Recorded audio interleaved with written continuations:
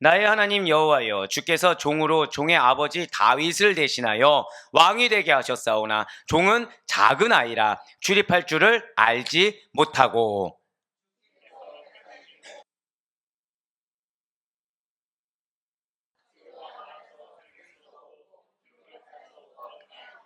누가 주의 이 많은 백성을 재판할 수 있사오리이까? 듣는 마음을 종에게 주사 주의 백성을 재판하여 선악을 분별하게 하옵소서.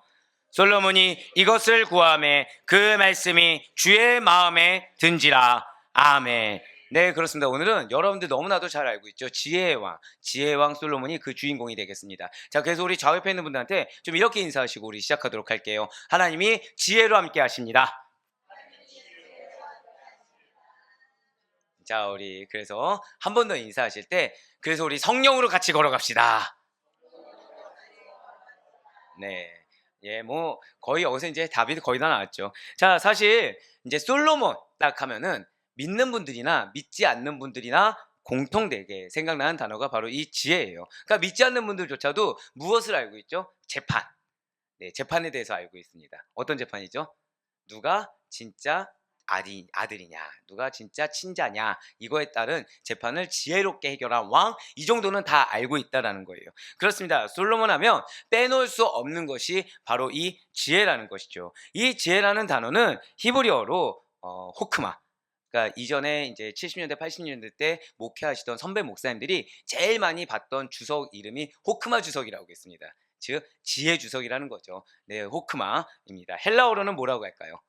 예, 절대 고백하실게요. 소피아.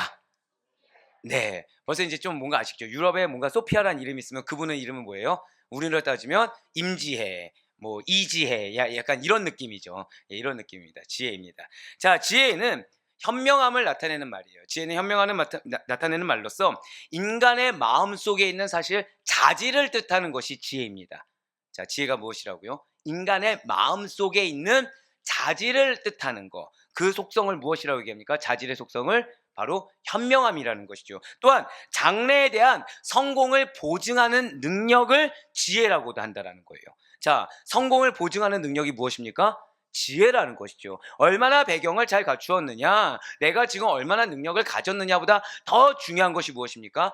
지혜를 얻기를 구할 수 있는 여러분과 제가 되길 간절히 소망합니다. 이게 뭐예요? 하나님께서 장래에 대한 성공을 여러분들의 지혜를 통하여 주실 것입니다 라는 믿음의 권면이 된다는 거예요. 자, 그래서 옆에 있는 분들한테 좀 우리 이렇게 인사하시길 바라겠습니다. 우리 지혜를 추구합시다. 네, 그렇습니다. 이것이 무엇이에요? 당신이 장래에 하나님께서 예비하신 성공을 거두길 소망합니다. 하나님의 방법으로 그 성공의 길을 볼 수 있게 소망합니다. 이런 식의 권면의 의미를 담고 있다는 거예요. 또한 지혜는 인간을 초월한 신적 영역에서 차지하는 창조의 질서를 뜻하기도 한다는 거예요. 그러니까 이 지혜라는 단어는 결국 두 트랙을 다 가지고 있다는 거죠. 인간적인 측면도 있지만 신적 측면도 동시에 갖고 있는 단어가 지혜라는 것입니다. 이러한 지혜에 대해서 성경은 인간과 하나님의 관계 속에서 이해할 수 있게 한다는 거예요. 자, 지혜를 어디서 이해하게 한다고요? 인간과 하나님과의 관계 속에서 이해할 수 있도록 성경에서 말하고 있는 것이 무엇이다? 지혜라는 것이죠. 그러니까 여러분들 지혜하면 보통 무엇을 생각합니까? 생각, 머리 좋은 거, 번뜩이는 아이디어, 그리고 뭐 남들이 찾지 못한 길을 잘 찾는 것, 찾는 능력, 이거 생각하지만 사실 성경은 비단 그렇게 얘기하는 것이 아니라, 자, 절대 고백하실게요. 관계에 대해서 이야기한다는 거예요. 하나님과 인간 사이의 관계 속에서 얻을 수 있는 거, 하나님이 그 가운데 선물로 주시는 거, 그 가운데 하나님이 그 인간을 이끌길 원하시는 통로, 방법, 이것이 무엇이다? 지혜라는 것이죠. 왜 얘기했습니까? 왜일까요? 지혜의 원천은 하나님이시기 때문인 겁니다. 그리고 성경은 이 진리에 대해서 또 이렇게 증거하고 있어요. 여러분들 잘 아는 출애굽기 36장 1절의 말씀입니다.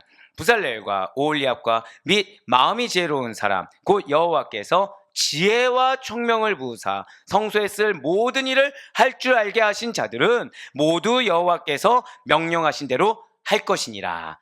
아멘. 아마 출애굽기를 하면서 우리 사랑하는 성도님들이 가장 좋아했고 가장 많이 기도한 인물 중에 하나가 누구죠? 이 정도죠. 부살렐이었을 것입니다. 왜냐하면 지혜가 있어요. 또 무엇이 있죠? 총명이 있어요. 또 무엇이 있죠? 예, 마치 팝송을 음은 알지만 가사를 모르는 것처럼 예, 재주도 있습니다. 예, 그리고 지식도 있었어요. 그러니까 인간이 가질 수 있는 놀라운 능력들, 추구하는 것들은 손이 되었든 머리가 되었든 발이 되었든 모두 다 기름 붓듯이 부어준 인물, 그것이 불살례였죠. 왜 부어주셨습니까? 무엇하라고? 지금 굉장히 예, 교묘한 말씀을 하셨어요. 예, 무엇하라고? 하나님의 일을 하라고. 설마 그걸 몰라서 묻진 않았겠죠. 제가 말한 건 앞단어가 뭐여야 돼요? 그쵸. 예, 성전이면 어떻고 성막이면 어떻습니까? 하나님의 일보단 낫지요. 네. 네. 네, 그렇습니다. 성막을 잘 건축하는데 활용하라고 절대 고백하실게요. 하나님의 사명. 하나님의 사명을 잘 감당하기 위해서 하나님이 지식도 주시고 지혜도 주시고 재주도 주셨다, 총명도 주셨다는 것을 우린 너무나도 잘 알고 있다는 거예요. 그렇습니다. 지금 당신의 성전을 건축할 이들을 택하셨을 때 그들에게 지혜를 누가 부어주셨습니까? 하나님이 부어주셨다는 거예요. 지혜의 근원이 바로 하나님이심을 이 출애굽기 36장을 통해서 증거하고 있다는 것이죠. 단순히 어떤 특정한 인물에게만 지혜를 주시는 것입니까? 그것도 또 아니라는 거예요. 모든 만물의 존재가 절대 고백하실까요? 지혜를 통하여, 예, 모든 만물의 존재가 지혜를 통하여 나왔다는 거, 그거 역시도 또 증거하고 있다는 거예요. 바로 잠언 3장 19절의 말씀입니다. 여호와께서는 무엇으로 땅에 털을 놓으셨다고 나와 있습니까? 지혜로 땅에 털을 놓으셨으며 명철로 하늘을 견고히 세우셨고. 아멘. 그러니까 우리가 이 땅 가운데 잘 살길 바래요. 그러면은 이런 질문이랑 똑같죠. 여러분들이 어떤 예를 들면 삼성이라는 기업에 들어갔다 생각해 보시길 바래요. 그러면은 그 삼성이란 기업에서 성공하고 잘 살기 위해서는 어디의 법을 따라야 되는 것입니까? 삼성에서 운영되는 사원을 잘 따라야 됩니다. 근데 이분이 하필이면 직업이 이전에 현대에서 있었던 거예요. 그래서 삼성에 왔더니 계속 현대는 어땠는데, 현대는 이런 게 있었는데, 현대는 저런 게 있었는데, 이렇게 얘기하면서 삼성에 있으면은 어떻게 회사 적응 잘 하겠습니까? 잘 되게 우리 청년이 진지하게 얘기하니까 네, 못합니다. 예, 단도직입적으로 말하면 못합니다. 이 못한다가 그냥 단순히 적응을 못한다가 아니라 찍히는 거죠. 그냥 흔한 말로. 차라리 그럴 바에는 다 뭐라 얘기해요? 그럴 거면 현대에 있지, 왜 삼성에 있어? 이런 얘기를 듣게 된다는 것입니다. 예, 맞아요. 그러면 지금 중요한 것이 나왔어요. 이 땅을 무엇으로 만드셨다고요? 하나님의 지혜로 나왔다는 거예요. 이 세상이. 그럼 이 세상을 잘 살기 위해서는 무엇을 잘 따라야 되는 것입니까? 하나님의 지혜를 잘 따라야 되는 것입니다. 하나님의 지혜가 뜻하는 바가 무엇인지 알아야 되는 거고요. 그 지혜가 가리키는 방향이 무엇인지 알고 그대로 순종하는 것. 그것이 형통의 비결인 줄 반드시 믿으시길 바라겠습니다. 이유가 그거예요. 지혜로 땅에 털을 놓으셨기 때문이라는 거죠. 이 세상이 하나님의 지혜로 나왔다는 것입니다. 할렐루야. 그렇다고 한다면 우리에게 허락된 지혜 역시도 누구에게서 나온 것입니까? 하나님께서 나온 거예요. 하나님에서 나온 것이고 그분의 허락하심이 없으면 얻을 수가 없다는 거예요. 그런데 여기서 중요한 사단의 공격이 있습니다. 자, 하나님이 지혜를 주셨어요. 지혜를 주니까 명철해집니까? 아니면 멍청해집니까? 명철해진다는 거예요. 지혜를 주니까. 언제 멍청해지길 원하죠? 내가 순종하고 희생한 데는 기가 막힐 정도로 멍청해지길 바라지만 결국 그것도 왜죠? 알기 때문에 멍청한 척하는 겁니다. 알기 때문에 모르는 척한다라는 거예요. 이 하나님이 지혜를 주셨어요. 죄악에 써버린다는 거죠. 하나님이 지혜를 주셨습니다. 사단의 유혹이나 사단의 방법에 더 민감해진다라는 거예요. 하지만 사랑하는 여러분들, 하나님이 지혜를 주신 이유는 하나님의 말씀에, 하나님의 사명에 민감하게 순종하라고 주신 줄 믿으시길 바라겠습니다. 그것을 나의 임의적인 용도로 바꿔서는 안 된다라는 거예요. 그래서 여러분들이 언제 마음이 어려지냐면 그런 말들이 있습니다. 정답처럼 들리는 말이 있는 거예요. 그런 거 경험하시죠? 상대 말이 분명히 맞는 말을 하는데 틀린 걸 알겠어요. 이런 거 혹시 경험하신 적 있습니까? 저만 있는 걸로. 네. 그러니까 앞에 있는 사람 말이 그러니까 신앙적으로든 세상적으로든 맞는 말이에요. 근데 이게 내 상황에 맞습니까? 안 맞습니까? 안 맞는다는 거예요. 내 상황에는 기가 막힐 정도 틀리다는 거죠. 근데 앞에 있는 사람 말을 반박할 수가 없는 겁니다. 왜냐면은 정답을 얘기하고 있는 거예요. 자, 여기서 문제 오를 발견하셨습니까? 하나님의 지혜는 반박하는 데 주어진 것이 아니에요. 저를 다 고백하실까요? 지혜는 분별의 용도입니다. 맞아요. 바로 그거예요. 우리가 그 말이 틀린 걸 아는데 여기서 답답증이 생깁니다. 왜 답답증이 생기죠? 반박해야 되거든요. 근데 반박을 못 하겠는 거예요. 앞에 있는 사람 말이 맞는 것 같거든요. 근데 나는 지금 맞다고 느껴져요? 틀리다고 느껴져요? 틀리다고 느끼는 겁니다. 여기까지예요. 틀리다고 느껴졌으면 그 순간 우리는 반박을 어떻게 할 것인가를 고민하는 자들이 아니라, 저다 고백하실게요. 기도하는 자. 기도하는 자예요. 정답이 아닌 걸 깨닫게 하기를 바라는 마음. 그리고 저 앞에 있는 영혼을 내가 미워하지 않기를 바라는 마음.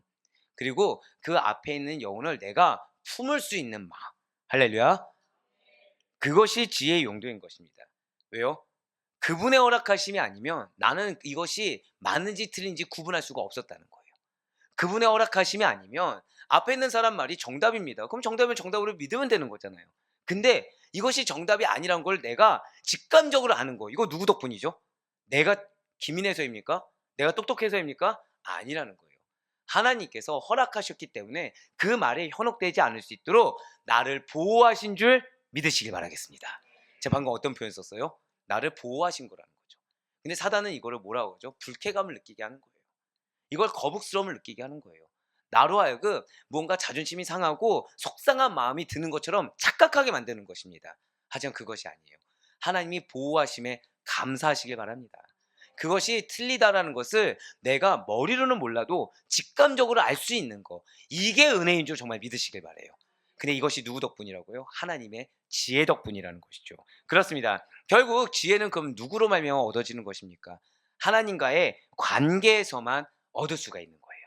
하나님과의 관계가 깊으면 깊을수록, 예, 맞습니다. 우리의 지적 수준이 좀 떨어질 수도 있어요. 경험이 일천할 수도 있습니다. 하지만 관계가 깊은 자에게 하나님께서 친히 살아 역사하심을 믿으시길 바라겠습니다.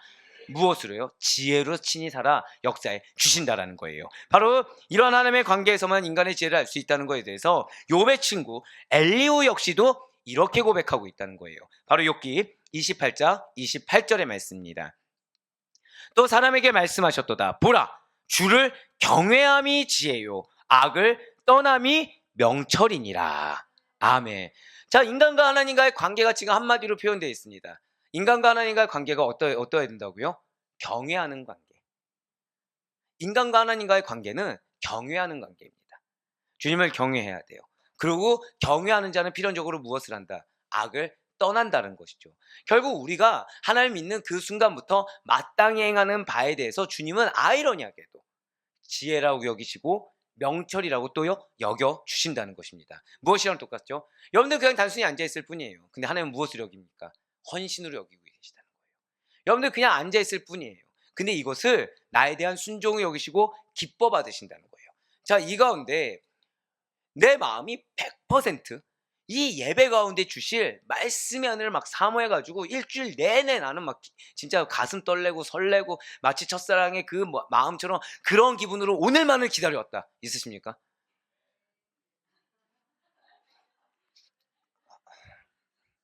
원래 여기서는 아멘이 안 나왔어야 되는 건데 이게 지금. 네. 아, 믿습니다. 네. 아, 물론 예, 저렇게 이제 아멘으로 하신 분도 있지만 예, 이어지지가 않네요. 네. 그 대다수는 사실은 솔로몬이라는 인물에 대해서 막 너무 사모된다, 그렇진 않는다는 거예요. 그런데 우리는 하나님이 어떤 걸 원하십니까? 하나님이 나만 사랑해 주길 바란다는 거죠. 나를 막 눈동자같이 나를 바라보시고 지켜주시는 거에 대해서 하나님이 그 눈을 떼지 않기를 바란다는 거예요. 나만을 향한 특별한 사랑을 바란다는 것입니다. 근데 나는 어떻다고요? 나는 그런 특별한 사랑을 보이지 않는다는 거예요. 그런데 하나님은 나에게 특별한 사랑을 더하여 주신다는 것이죠. 그것이 무엇입니까? 나의 작은 믿음의 인내, 작은 헌신을 기쁘게 받아주신다는 거예요. 내가 주를 경외함이 당연한 건데 그것을 지혜로운 행동이라 여겨주십니다. 내가 악을 하나도 떠나보려고 노력하는 것이 당연한 건데 누구를 위해서요? 나를 위해 당연하죠. 천국에 가야 되지 않겠습니까? 아멘? 그러기 위해서 악을 떠나고 죄를 떠나는 게 너무나도 당연한데 이것을 무엇이라 여겨준다고요? 너가 참 명철한 자다. 너가 참 지혜로운 자다. 여겨주신다는 거예요. 그러니까 저는 믿음 생활이야말로 수지가 어마어마한 생활이라고 저는 그렇게 여기고 있습니다. 왜냐면 이런 게 어디 있겠습니까? 세상은 1시간 일해서 1시간만큼의 봉급이나 어떤 대가를 받기도 힘든 세상이 점점 되어가고 있습니다. 근데 믿음은 작은 걸 들여서 큰 걸 주신다는 거예요. 있는 자를 더 있게 하십니다. 이것만 한 게 어디 있겠습니까? 문제는 어디에 있죠? 나의 믿음에 있다는 거예요. 또 아이러니하게. 내가 그걸 못 믿는 겁니다. 내가 그거를 신뢰하지 못하는 거예요. 은혜가 없습니까? 아니, 은혜가 있어요. 근데 중요한 거는 그 은혜보다, 은혜에 대한 감사보다 지금 현재 내가 왜곡되게 체감하는 다급함이 더 크다는 것입니다. 이거는 지혜로운 것입니까? 아둔한 것입니까? 아둔한 거죠. 예를 들면 사랑하는 자녀가 문제를 풀었어요. 문제를 풀어요. 똑같은 문제를 두 번째도 틀립니다. 세 번째도 틀립니다. 다섯 번째도 틀립니다. 10번째도 틀립니다. 여러분들 뭐라고 하시겠습니까? 그 자녀에게 너 참 지혜롭다. 같은 문제를 10번씩이나 틀리다니 참으로 명철하구나. 이렇게 얘기하시겠습니까? 아니면 네네. 누구나 예상할 수 있는 그런 말씀을 하시겠습니까? 아무도 지혜롭게 여기지 않는다는 거예요. 근데 지금 하나님 뭐라고 하신다고요? 매번 똑같은 문제 앞에 걸려 넘어지는 우리에게 너가 나를 경외함을 지혜롭다고 내가 여길 거야. 너가 그럼에도 불구하고 이 믿음의 자리를 지키는 거를 명철이라고 여기는 거야 라고 해주신다는 거예요. 얼마나 감사합니까? 얼마나 감사해요. 나는 매번 똑같은 거 걸려 넘어져서 나는 무슨 소리를 들어야 되죠? 이 아둔한 자야, 이 멍청한 자야 들어도 이상하지가 않는데 하나님은 작은 거 하나, 그래 이러면 안 되지, 그래 내가 한번 해봐야겠다, 진짜 하지도 못해요. 그냥 한번 쭉 나와봤어요. 근데 그 순간 기뻐하신다는 거예요. 자, 문제를 제대로 풀었어요, 못 풀었어요? 못 풀었어요? 근데 뭐라고 하세요? 지혜로운 자야 라고 하시는 거예요. 할렐루야. 이것이 지혜입니다. 지혜의 근원은 결국 무엇입니까? 하나님의 사랑이에요. 하나님의 사랑입니다. 인간의 기준으로 계산할 수 없는 사랑입니다. 인간의 기준으로 예측할 수도 없고 측량할 수도 없는 사랑이라는 거예요. 그런데 이 사랑을 깨달은 자는 반드시 회개합니다. 왜죠? 그제서야 나의 실존이 보이는 거예요. 그 현상을 딱 접해보니까 내가 얼마나 감정적으로 했던 것이 부끄러운 일이었는지, 내가 얼마나 그 작은 것을 내려놓지 못한 것이 얼마나 창피한 일이었는지 깨닫게 된다는 거예요. 거기서 뭘 깨닫죠? 나를 여전히 버리지 않은 하나님, 나를 여전히 돌보시는 하나님, 나를 여전히 초청해 주시고 마치 원래 처음부터 그 자리를 믿음을 잘 지키며 있어 왔던 것처럼, 믿음의 희생을 했던 것처럼, 믿음의 인내를 했던 것처럼, 끝까지 헌신대처럼 사랑해 주시고 여기주시는 하나님, 그러한 하나님의 지혜를 깨달을 수 있는 여러분과 제가 되길 간절히 소망합니다. 이렇게 하나님으로부터 기인하여 그분의 허락하심과 은혜 가운데, 그쵸, 은혜라고 할 수밖에 없어요. 나는 그 지혜로운 자라고 합당하게 말을 들을 만한 자격이 있는 자가 결코 아닙니다. 근데 지혜로운 자로 여기세요. 그런데 여전히 당신의 지혜를 더해주세요. 이렇게 은혜라고밖에 할 수가 없다는 거죠. 이 은혜 가운데 주어지는 지혜는 여러 가지 유형이 있다는 거예요. 네, 당시 고대 근동에서의 지혜는, 잠깐 퀴즈 한번 들어볼게요. 근동이 무엇이죠? 되게 감사한 거는 이제 교육자들 중에 이렇게 때때로 솔직하게 물어보는 친구도 있습니다. 전 되게 높이 평가해요. 왜냐면 교육자가 같은 교육자한테 물론 이제 선후배지만 물어본다는 거 쉽지가 않습니다. 근데 오늘 그 친구가 오늘 이제 제 설교를 기대한다고 또 이제 그렇게 얘기를 하면서 이 인물 설교에 대해서 항상 쇼킹하게 받는 친구거든요. 근데 되게 조심스럽게 묻는 거예요. 목사님, 사실 되게 창피한 얘기인데 제가 근동 물어보는데 이 근동이 정말 무슨 뜻입니까? 물어보는 거예요. 그 순간 갑자기 저도 궁금해지는 거죠. 우리 성도님들은 근동을 알까? 지금 약간 웃음이, 날 뭘로 알고 지금 그렇게 하면, 자, 근동이 무엇이죠? 네. 되게 간단합니다. 근동은 동쪽에 가까운 곳.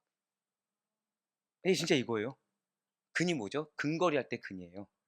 동은 무엇이죠? 이런 반응, 되게 어깨 힘들어가는 거죠. 예, 물어보길 잘했다. 이 순적한 영어 너무 사랑합니다. 네. 예, 동쪽에서 가까운 곳입니다. 동쪽에서 가까운 곳. 그러니까 고대 근동하면 뭐예요? 이 아시아권 있잖아요. 아시아권에서 가까운 지역. 예, 그러니까 좀 지역이 좀 포괄적이죠. 뭐 터키도 될 수도 있고, 이스라엘도 될 수도 있고, 저 사우디 이쪽도 될 수도 있고, 조금 더 안쪽으로 들어갈 수도 있겠죠. 예, 자, TMI였고요. 당시에 고대 근동에서의 그 지혜는 두 가지로 나눌 수가 있습니다. 자, 그러니까 이제 동쪽에서 가까운 곳이라고 하니까 이집트의 지혜 문화가 있습니다. 그 다음에 메소포타미아의 지혜 문학으로 두 가지로 나누어질 수가 있어요. 자, 우리가 지혜를 알기 위해서는 이게 좀 중요합니다. 그렇지 않으면 이 하나님의 지혜라는 거에 대해서 우리가 혼돈이 될 수도 있어요. 인간적인 인간의 지혜나 문화의 지혜를 마치 하나님의 지혜로 착각할 수가 있다라는 것입니다. 자, 이 고대 근동에서의 지혜, 그러니까 이 성경에 나오는 구약에서 나오는 그 지혜는 사실 좀 이런 고대 근동의 지혜와 다르다는 차별점을 이걸 통해서 우리가 알 수 있다는 것입니다. 이집트에서 지혜 문학에서의 그 지혜가 무엇을 강조하고 있냐면 기본적으로 공리적입니다. 그리고 실용적이에요. 자, 무엇이라고요?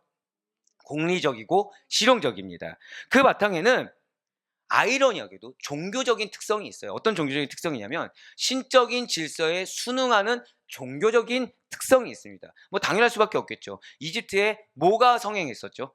우상. 수많은 다신이 있었잖아요. 그러니까 그 다신의 질서에 순응하는 그런 종교적인 특성을 가지고 있다는 거예요. 근데 순응해서 어디에다가 포커스를 둡니까? 실용적인 부분에다가 포커스를 두고 있다라는 거예요. 결국 이거는 신적입니까? 인적입니까? 인적이라는 것이죠. 그러니까 신적 공동체가 아니라 어느 공동체라는 거예요? 인적 공동체라는 거예요. 이집트의 지혜 문화가. 결국 이들이 섬기고 있는 우상이라는 것은 신적 공동체를 증명하는 것입니까? 인적 공동체를 증명하는 것입니까? 인적 공동체를 증명한다는 거죠. 결국 인적 공동체에서 자신의 중심으로 모시는 신, 우린 이걸 뭐라 하죠? 우상이라고 하는 것입니다. 그래서 이 지혜 문학에서도 이들이 우상을 섬기고 있다. 이들이 온전한 신을 섬기고 있지 않다는 것을 증명해 보이는 것. 그것이 이집트의 지혜 문학이라는 것입니다. 또한 메소포타미아의 지혜 문학에서의 지혜는 올바른 행위의 바탕이 되며 이 인간의 가르침을 통해서 전달될 수 있는 것, 이거를 지혜라고 정의 내립니다. 자, 이집트의 지혜 문학과 마찬가지긴 하지만 주로 어디에 포커스를 두고 있냐면 윤리적인 가르침이에요. 윤리적인 가르침. 그리고 종교, 인생의 문제입니다. 이걸 우리는 헬라 시대 때로 돌아오면 한 단어로 뭐라 하죠? 철학의 문제인 거죠. 철학의 문제. 결국 그것을 다루고 있다는 거예요. 자, 이러한 배경 가운데 동일하게 고대 근동에 있었던 이스라엘 구약 성경의 지혜는 이런 근동에서의 지혜와는 사뭇 다르다는 거예요. 자, 잘 들으셔야 돼요. 창조의 질서와 그 섭리에 의해 지배되는 인간의 마음에서 발견된다고 하고 있습니다. 시작이 무엇입니까? 창조의 질서와 어디요? 섭리. 하나님의 섭리. 거기에 지배된 인간의 마음. 그러면 인적입니까? 신적입니까? 신적이라는 거죠. 이 이상 쉽게 설명하기 어려운데. 네. 자, 구약에서의 지혜는 무엇이라고요? 시작이 무엇입니까? 간단하게. 시작이 하나님의 창조. 그리고 그 지혜를 적용하는 과정도 어디에 있다? 저 따라 고백하실게요. 하나님의 섭리. 예, 그러니까 우리가 하나님의 지혜를 받아서 순종한다고 했을 때 반드시 우리가 놓치지 말아야 될 것은 나를 향한 하나님의 섭리. 이 상황을 향한 하나님의 섭리가 발견되어야 되는 거예요. 그렇지 않고 내가 하나님의 지혜를 받아서 하나님의 뜻을 받아서 이걸 행했다라고 우리가 얘기했을 때 우린 자칫 잘못하면은 이것이 실용적이다. 그러면은 나도 모르게 이집트의 지혜, 만약에 이것이 철학, 어떤 종교, 인생적이다 라고 하면 나도 모르게 어디의 지혜를 따르고 있는 거예요? 메소포타미아의 지혜를 따르고 있는 것을 우리가 분간할 수가 있다는 거예요. 우리가 분별할 수 있다는 거죠. 하지만 우리의 지혜의 시작은 무엇이다? 한번 저 따라 고백하실게요. 하나님의 창조. 과정은 무엇입니까? 절대 고백하실게요. 하나님의 섭리. 맞아요. 거기에 지배되는 인간의 마음이라는 거예요. 그러니까 내가 지혜를 받았다라고 했는데 온전히 하나님이 주권되지 않으면 제가 방금 뭐라 말씀드렸죠? 하나님이 주권되지 않는 상태에서 내가 주인된 상태에서 나오는 나의 계획, 나의 뜻, 나의 진행, 이거는 지혜가 아니라는 것이죠. 그렇기 때문에 이러한 창조 질서에 대한 신뢰에서 발견되는 지혜는 결국 무엇을 나타내겠습니까? 자, 그러한 마음을 우리가 깨달았어요. 하나님이 그래서 우리가 하나님이 나에게 지혜를 주셨어. 말씀을 통해 깨달음을 주셨어. 왜 우리 그럴 때가 있잖아요. 근데 이것이 정말 올바르게 하나님의 주권을 인정한 상태에서 그분의 뜻하심을 받아서 행했을 때 나오는 결과물이 있다는 것입니다. 그것이 무엇이겠습니까? 모든 것을 하나님께로 영광 돌리는 신앙적 자세를 취하게 되는 거예요. 사실 아까 이제 어떤 분이 이제 그러니까 뭔가 약간 축하할 일이 있었어요. 그때 제가 모든 것은 하나님께서 하셨습니다 라고 했어요. 이게 무엇이죠? 바로 이건 거예요. 예, 겸손해서 한 게 아니라 오늘 말씀에 적용하려고. 자, 그러면 최소한 그걸 물어보신 분은 그게 지혜였구나 알고 있는 거죠. 귀 있는 자는 들으시오다. 네. 예. 자, 그러니까 간단히 한 번 더 정리해서 말씀을 드리면 인간의 지혜, 문화에서 나오는 지혜. 자, 이집트 메소포타미아 뭐죠? 4대 문명 중에 하나죠. 하나씩이죠. 자, 그럼 인간의 문화나 문명에서 나오는 지혜는 인본주의적입니다. 그래서 공통된 게 무엇이냐? 실용적이에요. 또는 철학적입니다. 윤리적인 가르침에 포커싱을 두고 있어요. 그러니까 어떤 행위인데 이 행위를 도덕적인 선함에 근거한다는 거죠. 하지만 구약 성경에서 나오는 지혜는 다르다는 것입니다. 시작이 어디서부터 나온다고요? 창조인데 좀 더 간단히 말씀드릴게요. 여러분들의 삶을 누가 주관하십니까? 여기서부터 시작하는 거예요. 하나님이 왜 나에게 이걸 주십니까? 자, 이거는 지혜로운 말이 아닌 거죠. 일단 신뢰를 밑바탕에 두고 있는 겁니다. 하나님이 내 삶을 주관하십니다. 그래서 나는 비록 발견할 수 없을지언정 이 상황에 하나님께서 말씀하신 뜻하신 선한 응답이 있습니다. 그래서 나는 아멘으로 순종하겠습니다. 이게 구약 성경에서 나오는 지혜요. 그 지혜를 우리가 받아들였을 때 자연스럽게 나오는 신앙적 자세인 것입니다. 저를 아는 사람이 뭐라고 하냐면 여러분들을 정말 사랑한다는 거예요. 왜냐하면 제가 이렇게 친절한 인간이 아니거든요. 던지고 못 얻으면 어떻게 하죠? 그분의 영역 어떻게 해야 돼요? 계속 진도를 나가야 된다. 약간 이런 주의인데 설명해. 귀 있는 자는 듣겠죠. 네. 자, 그러니까 좀 더 편하게 말씀드려볼게요. 괜찮아요. 예상했어요. 그러니까 일상적으로 나타나는 현상이나 역사적인 사건들이 있을 수 있습니다. 그러니까 여러분들을 둘러싼 현상뿐만 아니라 왜 우리가 뉴스나 또는 과거의 일들을 바라봤을 때 이걸 어디에서 해석하는 것입니까? 하나님의 역사 안에서, 하나님의 계획 안에서, 하나님의 섭리 안에서 해석하는 거. 이것이 무엇이라고요? 지혜라는 거예요. 그것이 하나님의 지혜를 받던 자들의 마땅한 행동이 된다는 것이죠. 결국 지혜는 결국 무엇을 수반합니까? 저 다 고백하실게요. 지혜는 행동의 결과를 수반합니다. 그걸 기억하셔야 돼요. 그러니까 우리가 지혜를 받았다고 한다면 반드시 행동의 결과로 수반한다. 즉 나의 행동으로 증명한다는 거예요. 내가 하나님의 지혜를 받던 자인지 아니면 인간 문명의 지혜를 따라 움직이는 자인지 그것을 증명할 수밖에 없다는 것이죠. 자, 그런데 이것이 구약 성경의 지혜라고 한다면 신약에서의 지혜는 좀 달라요. 신약에서의 지혜는 무엇이냐? 한번 저 따라 옆에 있는 분한테 우리 축복합시다. 자, 성령님이 은사로 함께 하십니다. 저 축복해 주세요. 자, 이게 무엇이냐? 당신은 지혜로운 사람입니다. 이거예요. 지혜가 어디서부터 오는 거예요? 성령의 은사로부터 오는 겁니다. 자, 이 가운데 서울대 있으십니까? 하버드, 옥스퍼드 있으십니까? 없어요. 근데 여러분들은 지혜로운 사람이 될 수 있습니다. 바로 이거예요. 성령님이 주신다는 거예요. 어떤 학벌, 공부를 얼마나 했냐 이게 아니라 신약에서 와서 예수 그리스도의 초림 이후에 재림 이전까지 우리에게 주신 지혜는 누구로부터 오는 것입니까? 성령님으로부터 온다는 거예요. 그러니까 내가 정말 지혜 명철 뛰어나길 원하면 난 누구와 친밀해져야 되는 거죠? 성령님이 누구십니까? 하나님. 자, 지혜는 무엇부터 온다고요? 하나님과의 관계에서 온다. 바로 그것입니다. 사도 바울이 그래서 이렇게 고백하고 있어요. 고린도전서 12장 8절의 말씀입니다. 어떤 사람에게는 성령으로 말미암아 지혜의 말씀을, 어떤 사람에게는 같은 성령을 따라 지식의 말씀을. 아멘. 결국 이러한 성령의 은사로부터 온 지혜는 하나님을 알게 하는 능력이라는 거예요. 자, 제가 지금 우리에게 신약에 와서 성령의 은사로부터 온 지혜는 사실 하나로 귀결된다고 지금 말씀드린 겁니다. 누구를 알게 한다고요? 하나님을 알게 한다는 거예요. 간단히 말씀드리면 여러분들의 마음을 어렵게 하는 사람이 있을 수도 있고요. 내가 예상하지 못한 환경이 주어질 수도 있습니다. 또는 내 기도 제목이 있을 수도 있고요. 내가 무관심한 어떤 일들이 있을 수도 있다는 거예요. 근데 그 모든 것 가운데 우리는 반드시 하나님을 알 수가 있습니다. 믿으십니까? 그게 성령의 은사로부터 온 지혜예요.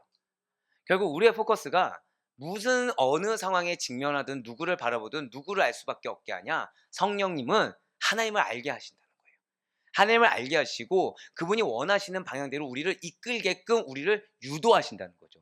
우리를 진행시켜 주신다는 거예요. 사실 이 지혜의 실체에 대한 논증이라는 것은요, 신약 성경의 주요 관심사이며 가장 중요한 주제이기도 합니다. 그러니까 우리 많은 성도님들께서 사실 지혜하면은 그냥 예수 그리스도 하고서 그냥 딱 차지하고 넘어가 버리는데, 사실 그렇지 않다는 거예요. 이 지혜라는 것은, 지혜의 실체라는 것은 신약 성경 자체에서의 굉장히 중요한 관심사가 되고 굉장히 중요한 주제입니다. 우리 그리스도인들이 이 땅의 삶을 살아가면서 승리하게 나아가기 위해서 가장 빼놓지 말고 중요한 주제로서 우리가 갖고 있어야 될 것이 이 지혜라는 거예요. 왜이겠습니까? 여기서의 그 신약에서의 지혜라는 것은, 저 따라 고백하실게요. 그리스도의 능력, 그리스도의 능력을 표현하는 상징이자 예수 그리스도와 일체가 되게 하는 것, 그것이 바로 지혜라는 것이죠. 그리스도와 하나가 되게 하는 것, 그리스도의 뜻대로 나아가게 하는 것, 그것이 무엇이라고요? 성령님의 은사로부터 온 지혜라는 것입니다. 그리고 공간복음에서 예수 그리스도의 설교와 교훈이 바로 지혜의 영역에 해당한다는 거예요. 당연히 의심할 여지 없이 예수님께서는 지혜의 교사가, 지혜의 선생이 되어주시는 분이라는 것이죠. 이런 예수님께서는 당신 스스로를 뭐라고 말씀하셨습니까? 내가 솔로몬보다 더 크니야 라고 말씀하셨다는 거예요. 바로 마태복음 12장 42절의 말씀입니다. 심판 때에 남방 여왕이 일어나 이 세대 사람을 정죄하리니 이는 그가 솔로몬의 지혜로운 말을 들으려고 땅 끝에서 왔음이거니와 솔로몬보다 더 큰 이가 여기 있느니라. 아멘. 그렇습니다. 예수님께서 자신을 지금 뭐라고 밝히셨나요? 지혜와 동일시하셨습니다. 아니, 그 이후엔 좀 더 나아가서 지혜의 왕이라 일컬어지는 솔로몬보다 더 큰 자가 본인이라고 밝히셨다라는 거예요. 이것은 당연하겠죠. 왜요? 예수님이 곧 하나님이시기 때문인 것입니다.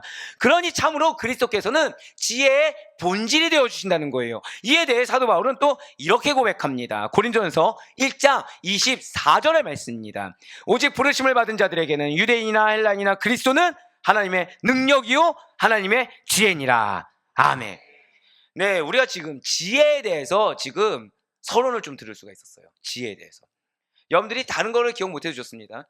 아, 지혜는 인간의 어떤 문화나 문명에서 오는 지혜가 있을 수가 있고, 하나님과의 관계에서 오는 지혜가 있을 수가 있구나. 그런데 성령의 은사로는, 신약시대에는 성령의 은사로는 지혜가 우리에게 허락되었는데, 사실 그 지혜로운 삶을 살기 위해서, 그 지혜의 길을 가기 위해서는 예수 그리스도, 그분이 하나님의 지혜이기 때문에 그분의 길을 따라가야 되는 거구나, 여기까지 알 수 있었다는 거예요.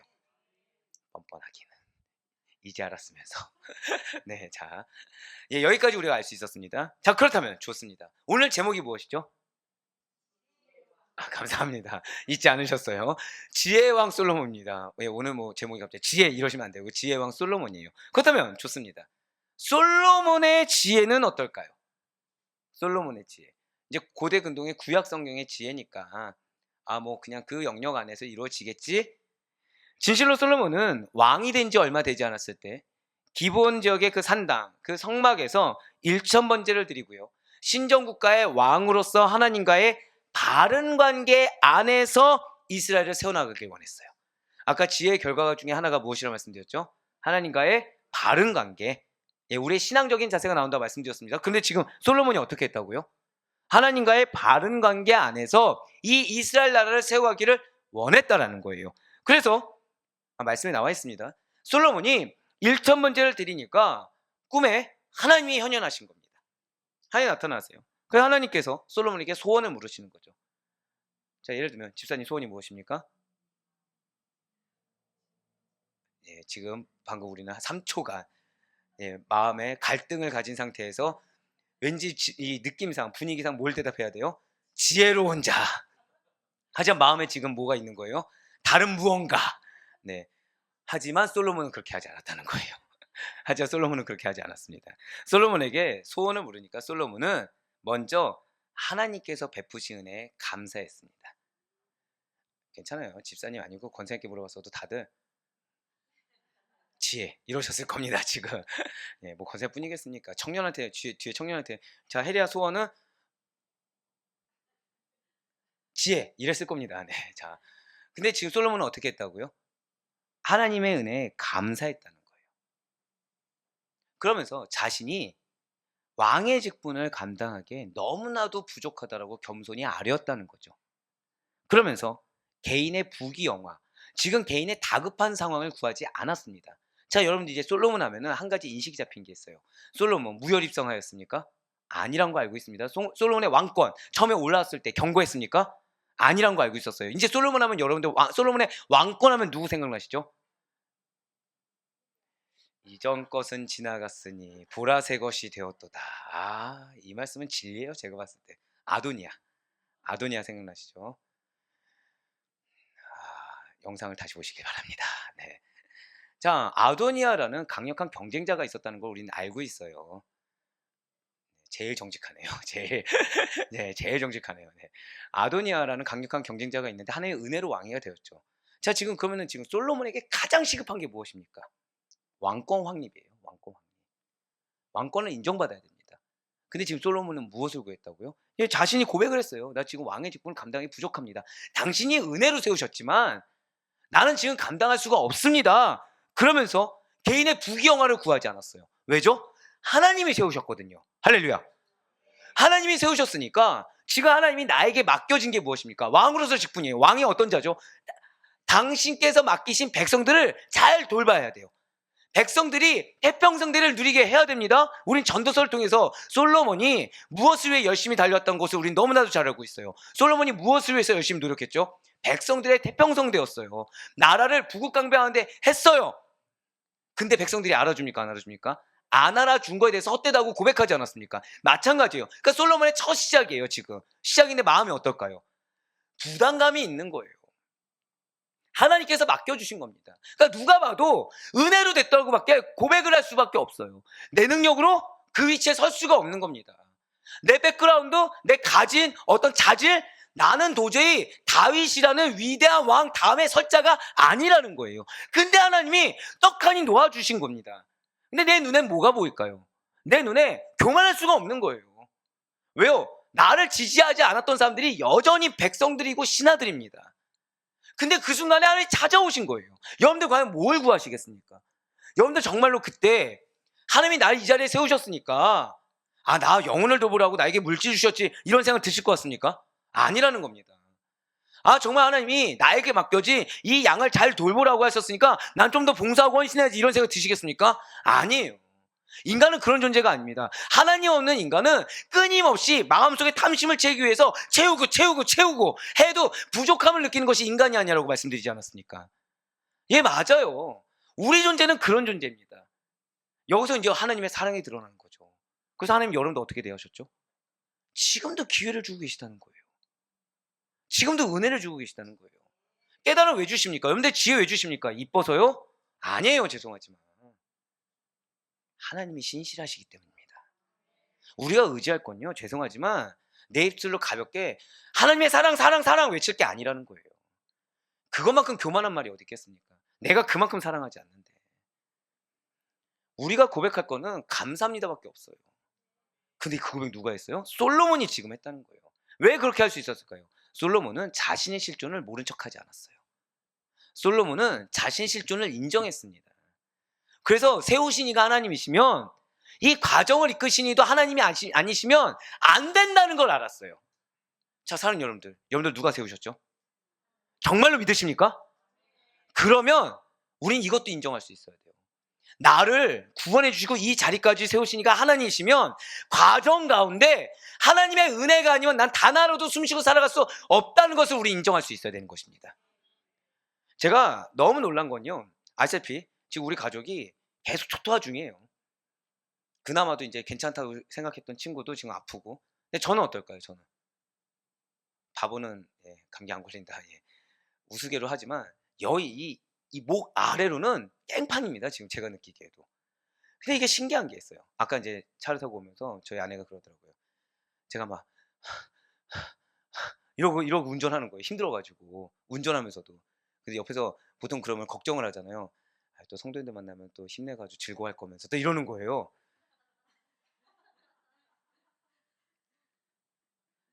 자, 억울할까요? 어떨까요? 몸은 아파 죽겠는데. 그때 이제 마음속으로 드는 생각이 두 가지가 있는 거죠. 첫 번째 뭐죠? 아파서 쓰러져 봐야 정신 차리지. 근데 그 다음 말씀은 뭐가 생각나냐?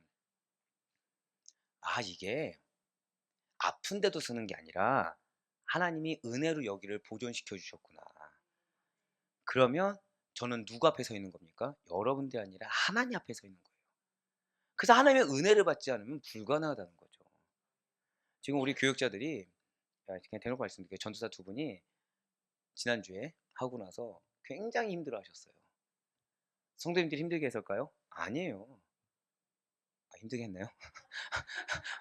갑자기 지금 저를 이게 아니고 이러고 보길래 지금 내가 지금 게다가 또 앞에 보셨죠? 예, 갑자기 중고등부입니다. 예, 중고등부입니다. 지금 기침하셨어요. 근데 왜 힘들어하셨냐면 이 영혼의 무게를 느끼신 거예요. 첫 사역의 무게를 느끼신 겁니다. 굉장히 기쁜 거죠. 왜 무게를 느낄까요? 인원이 막 우리가 원래 이 정해진 인원대로 다 오지도 않았는데 무게가 왜 느끼셨죠? 그죠? 이렇게 얘기했는데 글쎄요라고 할 수는 없죠. 네. 네, 하나님 앞에서 하니까 무거운 겁니다. 맞죠? 네, 네. 누가 대답하면 어떻습니까? 예. 하나님 앞에 서기 때문에 그 무게감이 느껴지는 거예요. 그래서 하나님 앞에 섰기 때문에 그 무게감 가운데 또 한 친구는 시험이었어요. 닌겔 맞을 정도였습니다. 시험 봤을까 안 봤을까요? 닌겔 맞고 가서 봤어요. 그 대단한 거죠, 사실은. 저는 부끄럽게도 뭐라고 했을까요? 진단서 떼어서 쉬세요. 우리 사역해야 됩니다. 근데 그분 어떻게 하셨어요? 진단서 떼지 않았어요. 왜 그렇게 했을까요?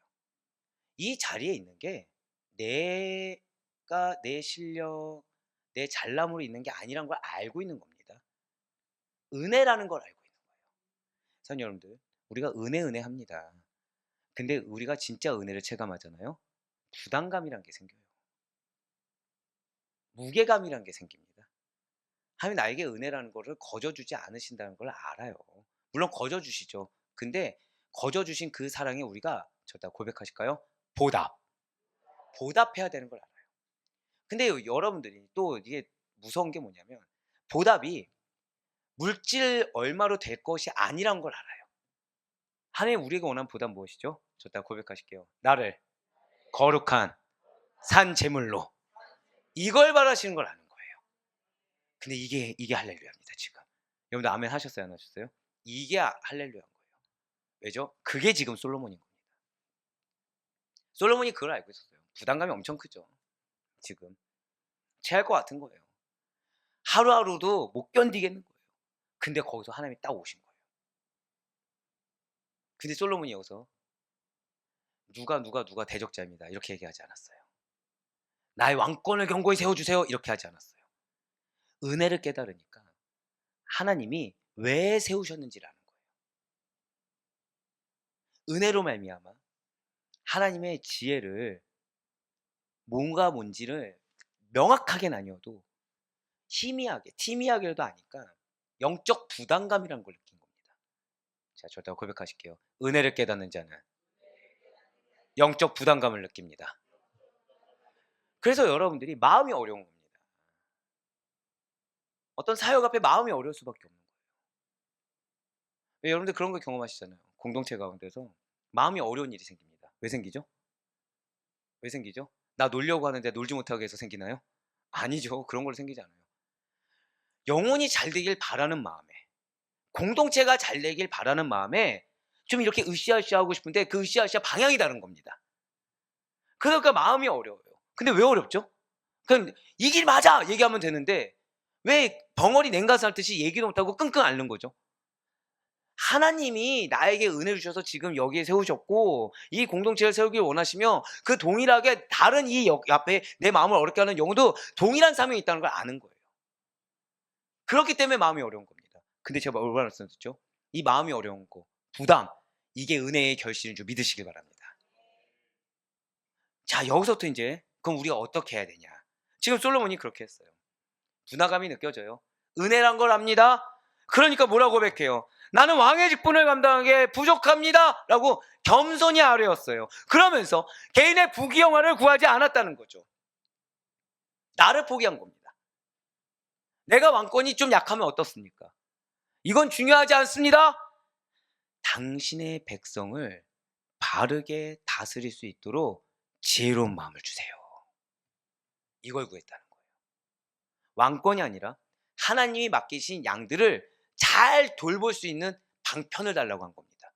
자, 왜 하나님의 백성을 바르게 재판하는 것이 중요했을까요? 왜 중요했죠? 여러분들 출애굽기 기억하시죠? 이스라엘 백성들의 가장 큰 일 중에 하나가 무엇이었습니까? 재판이었어요. 재판. 아무리 100부장, 10부장, 50부장 있었어도 결국에 최종 재판권자 누굽니까? 왕이에요, 왕. 그러니까 왕의 업무 중에 제일 중요한 업무 중에 하나가 무엇입니까? 재판이에요. 결국 재판을 얼마나 잘 하느냐, 이게 이 나라를 얼마나 형통하고 평탄하게 태평성대하게 이끌 수 있느냐, 그 방법 중에 하나라는 거죠. 그러니까 오늘날로 따지면 오늘날 대통령이 이 나라를 잘 꾸리기 위해서 여러분들 뭘 제일 잘해야 된다 생각하십니까? 그쵸, 정치. 그쵸. 정치를 잘해야죠. 정치니까 정치를 잘해야죠. 오늘 상당히 예상하지 못한 대답이 나와서 지금, 왜냐면 보통 이러면은 보통 뭐 경제, 뭐 외교 이런 게 나오는데 통틀어서 얘기하신 거죠? 예, 다 잘해야 된다. 예, 다 잘해야 된다. 예, 그렇죠. 다 잘해야 됩니다. 근데 오늘날 여러분들 우리나라가 그러니까 말이 계속 막히네요. 예. 시대가 지나가면 지나갈수록 무엇 때문에 팍팍하다고 하니까 먹고 살기 힘들다고 하지 않습니까? 그러니까 민생 정책 하면은 제일 먼저 나오는 것이 무엇이죠? 정치 아니에요. 정치라고 하시면 안 돼요. 네네. 경제 정책이라는 겁니다. 경제 정책. 그와 마찬가지로, 그러니까 오늘날 따지면 만약에 솔로몬이 오늘날의 대통령이에요. 그럼 무엇을 구한 거죠? 하나님 당신의 백성을 잘 다스리기 위한 경제 정책을 주세요. 뭐 이런 식으로 표현할 수가 있겠죠. 하나님의 지혜로 경제를 잘 이끌 수 있게 인도해 주세요. 뭐 이런 식으로 할 수 있겠죠. 근데 지금 이 당시 때 무엇이 중요했다고요? 재판이 중요했다는 거예요. 재판이. 그래서 지혜로운 마음을 달라고 합니다. 바로 이런 상황 가운데 열왕기상 3장 9절부터 11절까지의 말씀 보시길 바래요. 누가 주의 이 많은 백성을 재판할 수 있사오리까? 그러니까 이게 그냥 나온 말이 아닙니다. 이스라엘 공동체에서 중요한 사역 중에 하나가 무엇이라고요? 재판이에요. 듣는 마음을 종에게 주사 주의 백성을 재판하여 선악을 분별하게 하옵소서. 솔로몬이 이것을 구하매 그 말씀이 주의 마음에 든지라. 이에 하나님이 그에게 이르시되 내가 이것을 구하도다. 자기를 위하여 장수하기를 구하지 아니하며 부도 구하지 아니하며 자기 원수의 생명을 멸하기도 구하지 아니하고 오직 송사를 듣고 분별하는 지혜를 구하였으니. 아멘. 그렇습니다. 지금 기브온에서 꿈을 통해서 솔로몬이 지혜를 구하고자 한 것은 자신의 이익을 위함이 아니었습니다. 자, 9절 말씀 한번 보세요. 누가 주의 이 많은 백성을 재판할 수 있사오리까 하면서 빨간 글씨로 뭐라 나와 있습니까? 듣는 마음을 종에게 주사 주의 백성을 재판하여 선악을 분별하게 하옵소서. 그러니까 지금 솔로몬이 말하고 있는 선악을 분별하는 마음, 선악을 분별하는 지혜가 뭐냐면 왕의 사법적 판결에 적용되는 지혜인 것입니다. 하나님의 말씀을 그대로 듣고 하나님의 기준에서 분별하여 따르는 마음을 원했다는 거예요. 자, 제가 지금 기준이 누구라고요? 하나님의 기준. 사랑하는 여러분들, 지혜가 무엇인지 아십니까? 기준이 하나님이어야 돼요. 이게 지혜입니다. 기준이 하나님이어야 돼요.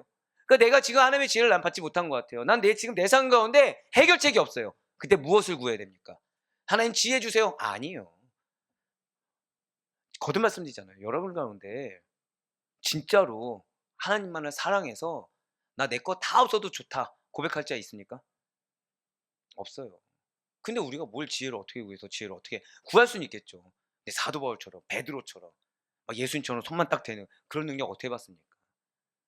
최소한 스텝 바이 스텝 기준 먼저 바꾸셔야 돼요. 내 기준을 이집트의 지혜 문학이 아니고 메소포타미아의 지혜 문학이 아니고 최소한 성경의 지혜로 들어올 수 있게 저 따라 고백하실게요. 나의 기준은 하나님입니다. 네, 하나님의 기준으로 바뀌어야 되는 거예요. 예, 그 가운데 하나님의 기준된 그 말씀을 그대로 듣고 하나님의 기준이 되어서 따르는 마음을 원했다는 거죠. 그 마음을 선악을 그럼 누구의 기준으로 분별하기로 원한 것입니까? 하나님의 기준으로 분별하길 원했다는 거예요.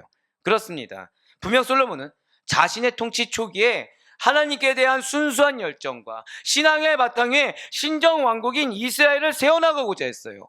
자, 이걸 하나님 어떻게 보십니까? 11절 말씀 한 번만 다시 한 번 더 보여주세요. 11절 말씀 보시면 하나님이 마음에 들어서 뭐라고 얘기하십니까? 너가 장수하기를 구하지 아니하며 물질도 구하지 않고, 자, 그 다음에 뭐가 나왔어요? 원수의 생명을 멸하기도 구하지 아니한다.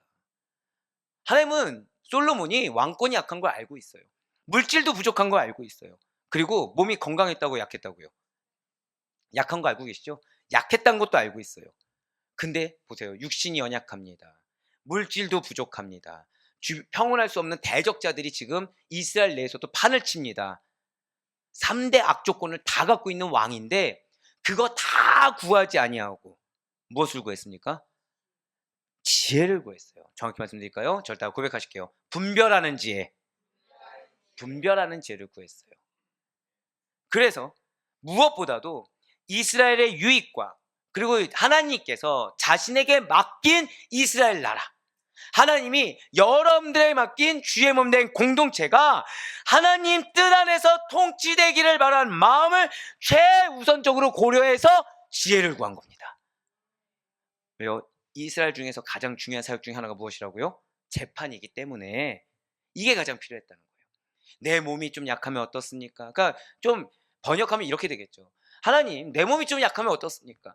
내가 물질이 없어 끼니를 걸으면 좀 어떻습니까? 내가 대적자들이 있어서 밤에 내가 살해당하면 좀 어떻습니까? 하루가 되었더라도 당신의 백성들을 당신이 줄 수 있는 유익으로 잘 분별할 수 있는 마음. 그래서 억울한 자가 생기지 않아서 우리나라가 하나님의 공의 가운데 튼튼하게 세워줄 수 있는 단 하루를 허락해 주세요. 그 이 얘기랑 똑같아요. 이게 결국 누구의 고백이 되는 것입니까? 여러분들이 10년, 20년 믿음 없이 사는 것보다 단 하루를 살더라도 여러분들로 말미암아 하나님의 나라가 올바로 설 수 있길 간절히 소망합니다. 단 하루를 살더라도 여러분들의 이름을 기억할 수 있는 신앙의 계대가 이어질 수 있길 간절히 소망합니다.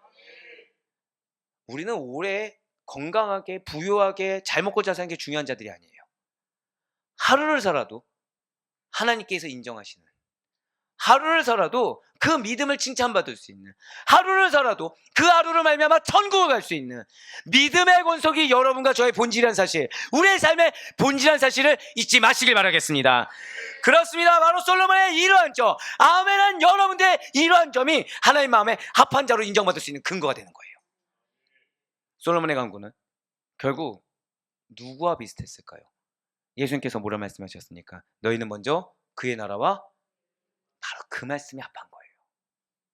맞잖아요. 지금 솔로몬에게 다급한 게 무엇이죠? 왕권이라 말씀드렸습니다. 하나님 근데 떡하니 왕권을 세워주셨어요.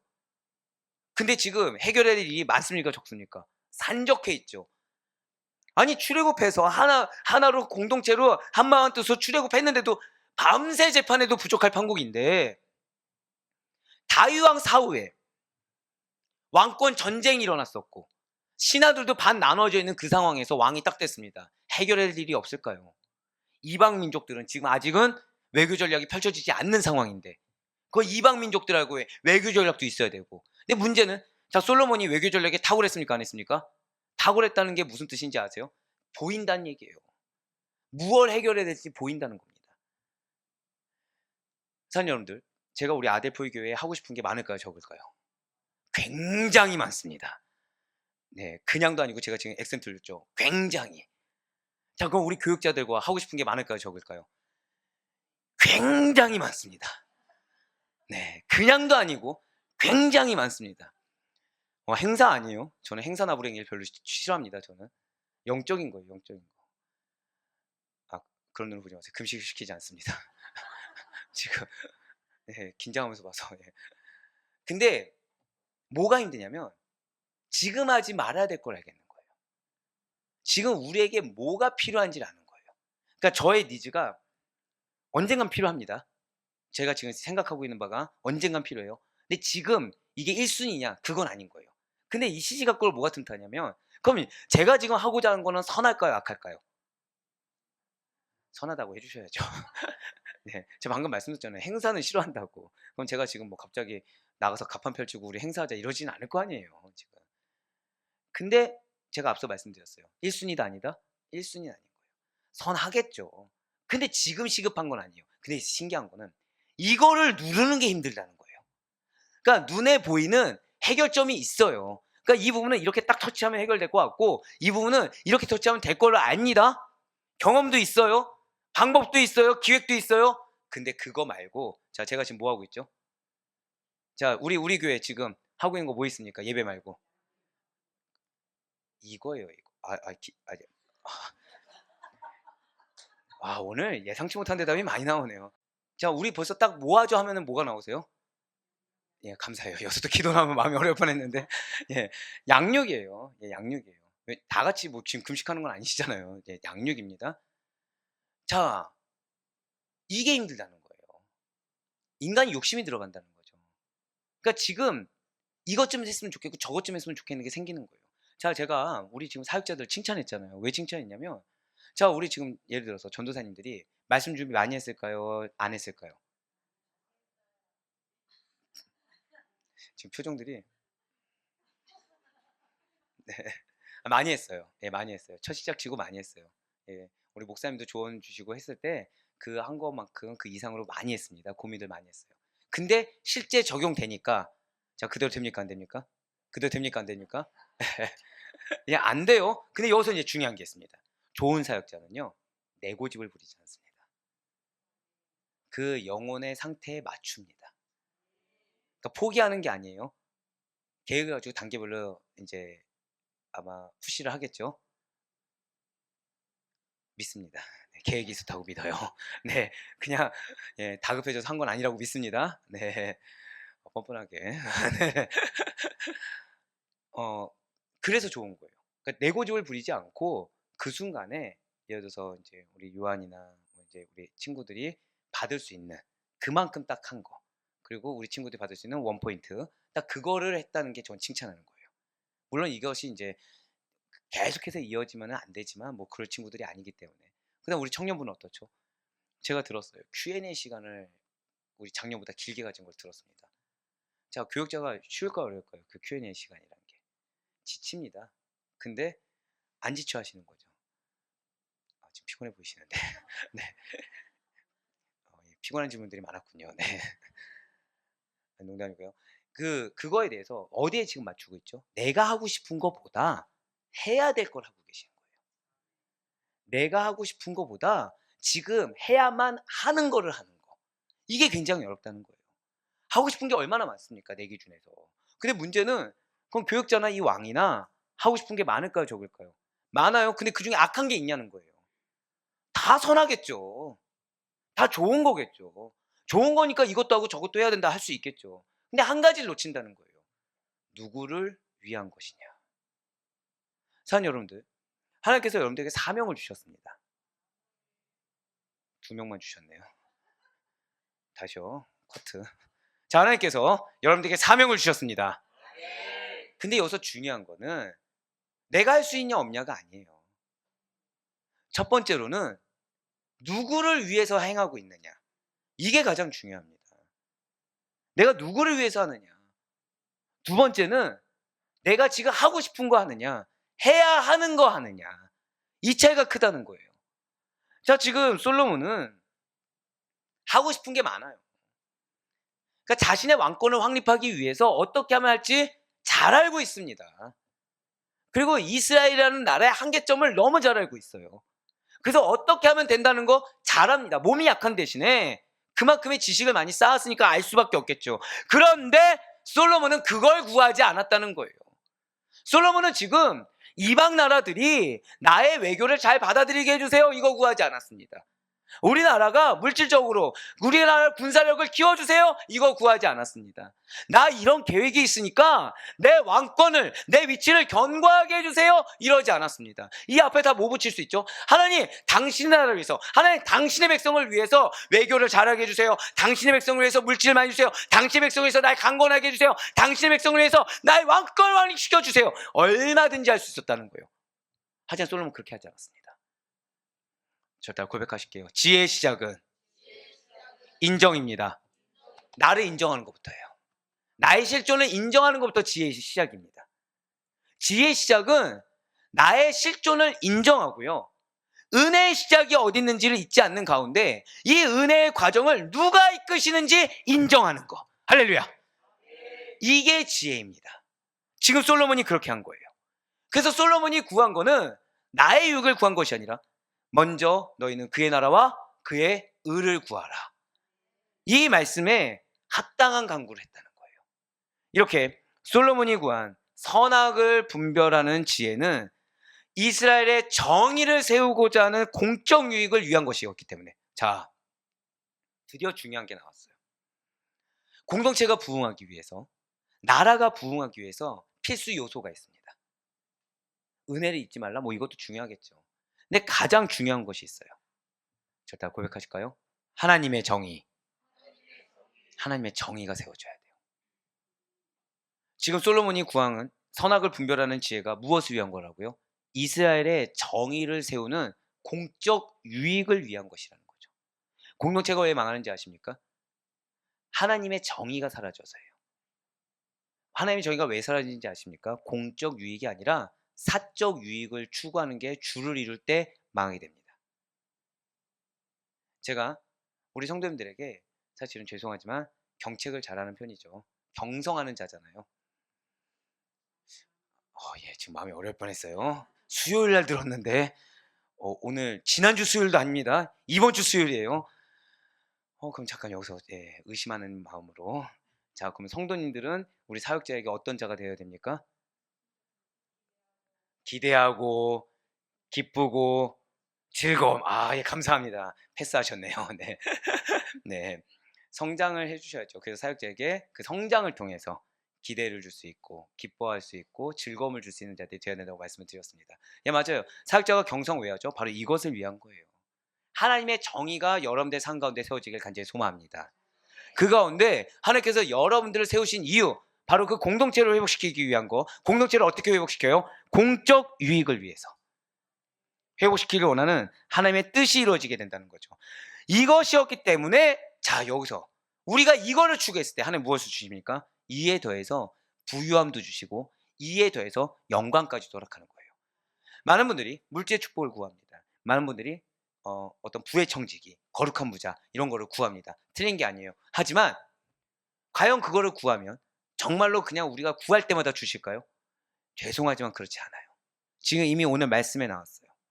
하나님께서 그거를 주시는 이유는 바로 하나님의 정의를 세우는 공적 유익을 위한 삶을 사시길 간절히 소망합니다.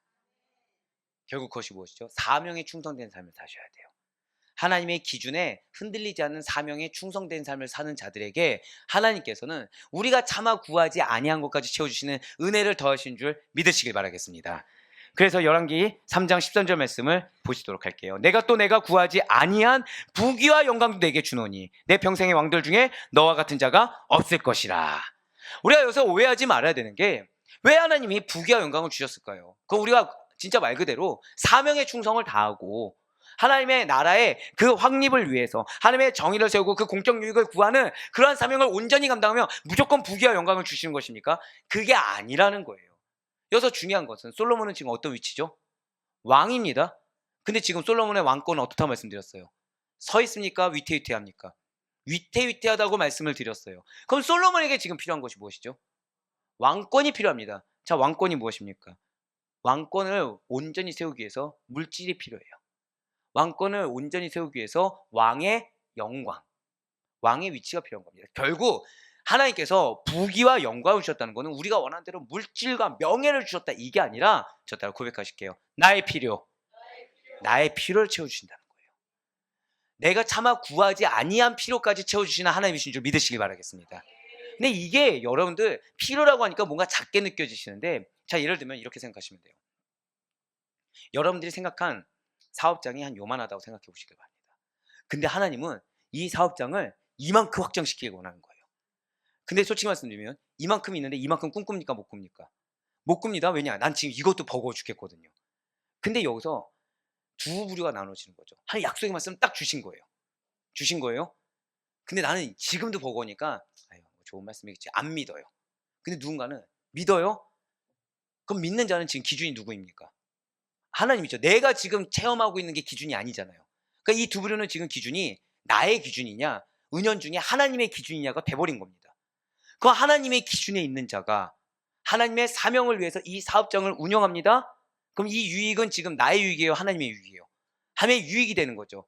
그럼 이러한 자에게 필요를 채워주시는 거예요. 근데 그 필요가 뭐라고요? 주신 약속의 말씀. 이게 필요가 되는 겁니다.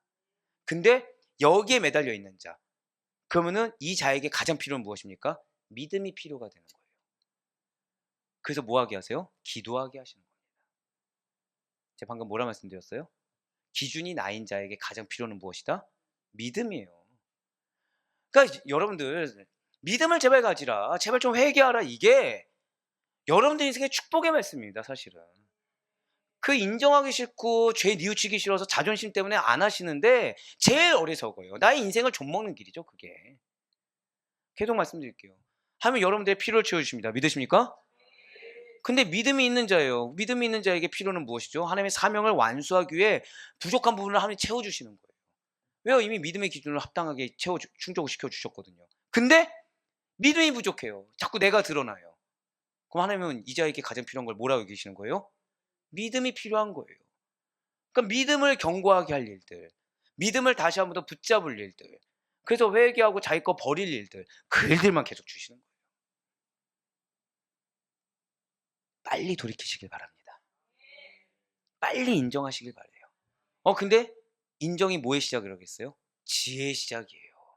그러니까 이게 얼마나 여러분들 믿음이요.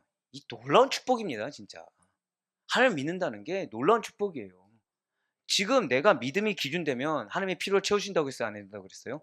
한다 그랬죠. 그럼 믿음이 기준된다는 건 하나님이 기준된다고 그랬죠. 지혜의 시작은 무엇이다? 하나님이 기준된다고 그랬죠. 그럼 지혜로운 자의 삶이 얼마나 풍요롭겠습니까?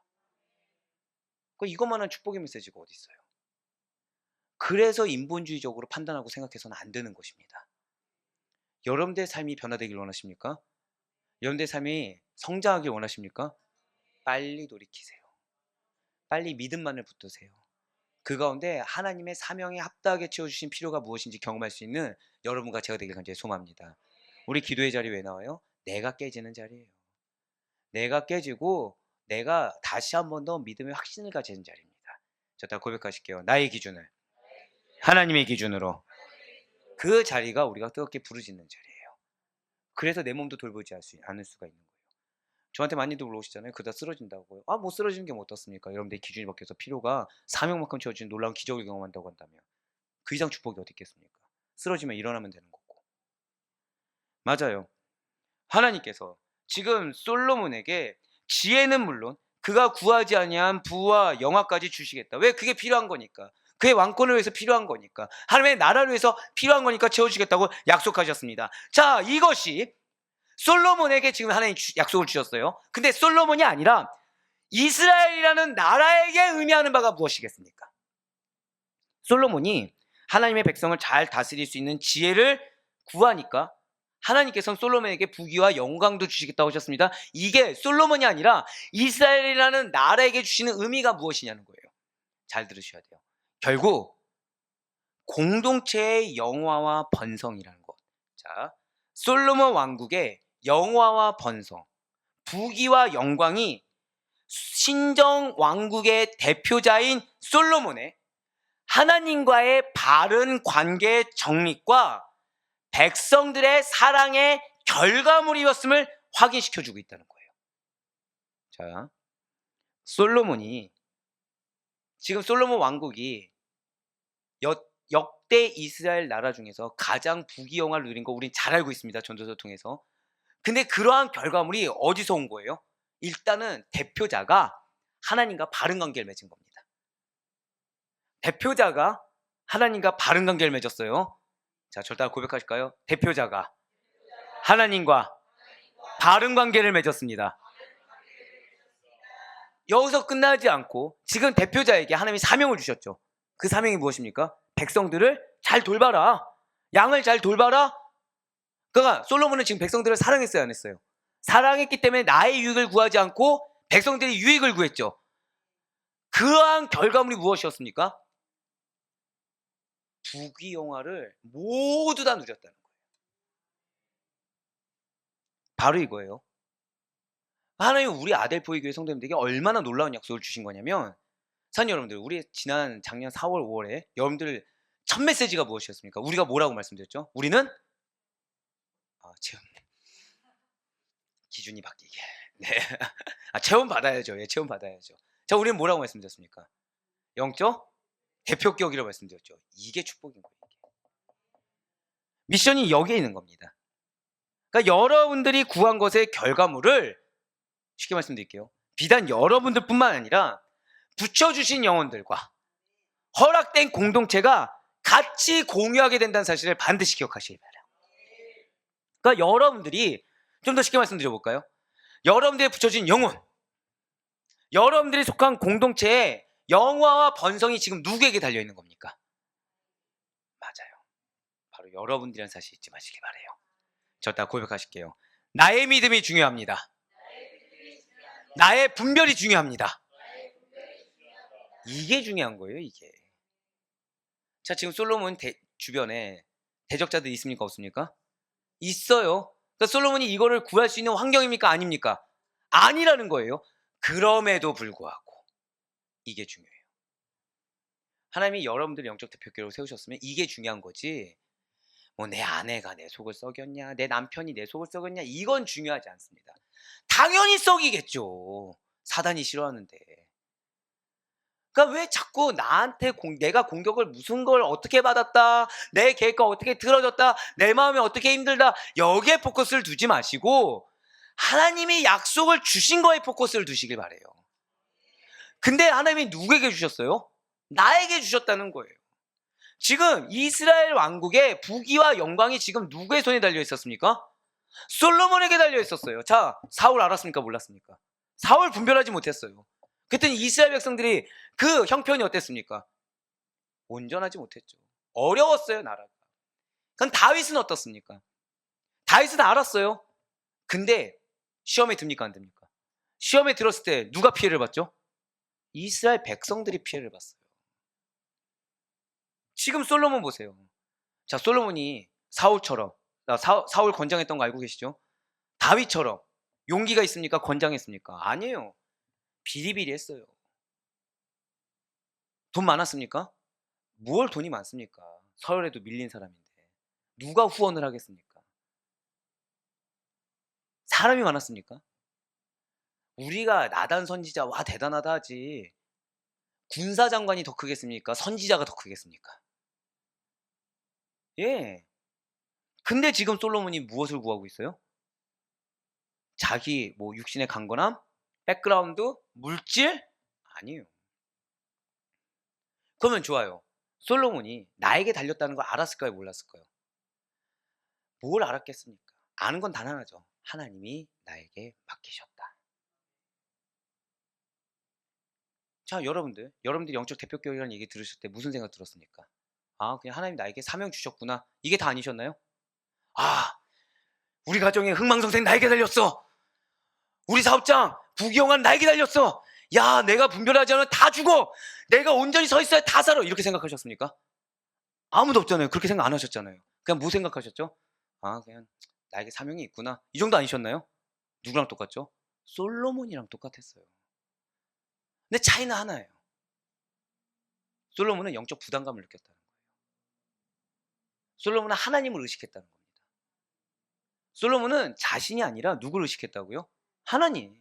내 마음이 어떻든, 내 상황이 어떻든, 그리고 지금 내 상황에 따른 미래가 어떻게 나를 엄습하든 이건 중요하지 않았다는 거예요. 하나님이 여러분들의 사명을 주셨다는 것은 여러분들의 인생의 책임자가 하나님이라는 사실입니다. 그래서 하나님이 여기까지 인도하셨다면 이 이후의 여정에도 나는 딱 하나만 견지하면 된다는 거예요. 그것이 무엇일까요? 오직 믿음입니다. 오직 믿음이면 여러분들 하나님이 사용하세요. 근데 그 사용하신 길 가운데 하나님이 우리가 얼마나 아둔하면 지금 무엇까지 얘기하십니까? 너의 필요를 내가 채워줄 거야. 너가 믿음이 있으면 내가 너가 믿음이 필요한 자가 아니라고 그러면 너의 필요를, 나의 사명에 걸맞는 필요를 채워줄 거야. 근데 거기에 대해서 또 무엇까지 얘기합니까? 너희 가정의 흥망성쇠, 너희 사업장의 흥망성쇠, 너희가 붙여준 영혼의 흥망성쇠는 너에게 달렸어. 할렐루야. 우리 중에 영혼을 감당할 자가 누가 있겠습니까? 하지만 지금 그렇게까지 얘기하고 있다는 거예요. 진실로 솔로몬은 하나님 마음에 맞는 간구를 드렸어요. 우리가 이렇게 하나님의 마음에 맞는 간구를 드리고자 한다면, 정말 그래서 지금까지 주신 약속의 말씀이 나에게 실제가 되길 원한다고 한다면, 그래서 진짜 하나의 기준대로 살길 원한다고 한다면 제일 먼저 알아야 될 것이 있다는 거죠. 그게 뭡니까? 절대 고백하실게요. 하나님의 마음. 하나님의 마음을 알아야죠. 하나님의 마음을. 그래서 우리가 하나님의 마음을 알고 그 마음 가운데 하나님의 뜻을 알아 그대로 구한다고 한다면 응답받지 못할 기도란 없다는 사실을 반드시 믿으시길 바랍니다. 그렇게 응답받는 기도를 드리기 위해서 우리가 예수님 안에, 예수님과 그분의 말씀이 우리 안에 반드시 거해야 된다는 거예요. 나의 생각, 나의 감정이 거하는 것이 아니라 말씀이 거해야 된다는 사실을 믿으시길 바라겠습니다. 그렇게 말씀 가운데 거해서 바른 교리, 바른 진리 가운데 기도드리는 우리에게 하나님께서는 우리의 쓸 것을 채우실 뿐만 아니라 하나님의 풍성한 가운데 넘치도록 베풀어 주시는 것입니다. 그래서 사도 바울이 바로 그러한 믿음과 그러한 기도 가운데 우리에게 이렇게 선포하는 거예요. 그냥 기준이 내 기준인데, 믿음도 없는데, 기도도 제대로 채우지 않는데 이 말씀대로 되는 것이 아니라 이런 하나님이 올곧은 기준되는 그러한 믿음, 하나님을 경외하는 믿음, 하나님을 신뢰하는 기도, 거기에 이렇게 응답하신다는 거예요. 바로 빌립보서 4장 19절의 말씀입니다. 나의 하나님이 어디 안에서요? 그리스도 예수 안에서 영광 가운데 그 풍성한 대로 너희 모든 쓸 것을 채우시리라. 그리스도 예수 안에서 우리가 예수님 안에 거예요. 그럼 내 기준이 있습니까? 없습니까? 없겠죠. 누구 기준이어야죠? 하나님, 예수 그리스도. 말씀이 기준돼야 되죠. 자, 영광은 누굽니까? 우리 가운데 영광이 실존이 있을 수 있습니까? 영광 오직 예수 그리스도이십니다. 결국 무엇일까요? 예수님께서 바라보시기에, 하나님께서 바라보시기에 우리에게 그것이 필요다 라고 하면 그걸 채워주시는 거예요. 아까 뭐라 말씀드렸죠? 우리의 필요가 믿음이면 우리에게 무엇을 주신다고요? 믿음을 경고할 수밖에 없는 상황, 믿음을 지킬 수밖에 없는 상황, 믿음을 깨달을 수밖에 없는 상황을 주시는 거고, 그 믿음의 기준이 온전히 경고예요. 하나님 보시기에 합당해요. 그럼 무엇을 채워주세요? 당신의 사명을 이룰 수 있는 필요를 이렇게 쓸 것을 풍성하게 채워주시는 것입니다. 이런 하나님께서는 솔로몬이 구한 지혜를 주시되 전무후무한 최고의 지혜를 주셨을 뿐만 아니라 그가 구하지도 아니한 부와 영광도 주시사 그의 부귀함이 천하 여왕보다 더 크게 되었다는 거예요. 또한 하나님께서는 솔로몬에게 장수도 약속해 주셨다는 거죠. 그러니까 이 장수가 얼마나 대단한 건지 이제 좀 아시겠죠. 솔로몬 몸이 건강했어요? 약했어요? 약했다는 거 우리 알기 때문에, 비리비리했다는 걸 알기 때문에 이게 엄청난 약속인 걸 우리는 알고 있는 것입니다. 이것은 그가 세상의 것을 구한 것이 아니라 하나님께 합당한 지혜를 구한 것에 대해서 주신 하나님의 또 다른 상급인 것입니다. 오늘날도 하나님께서는요, 하나님이 기준대요, 하나님의 뜻대로 구하고 하나님의 뜻대로 행하는 자녀들에게 풍성한 은혜를 베풀어 주십니다. 예수님께서 세상에 오신 목적 가운데 하나도 우리가 하늘 생명을 풍성하게 누리게 하기 위함이라는 사실을 기억해야 돼요. 자, 이 생명 지금 땅의 생명이라고 했습니까? 하늘 생명이라고 했습니까? 하늘 생명이 되기 위해서 어디에 거해야 되는 거죠?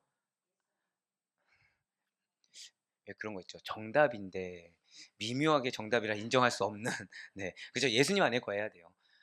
정확히는 천국 백성에, 하늘에 속한 백성에 합당하게 그 안에 거해야 된다는 거죠.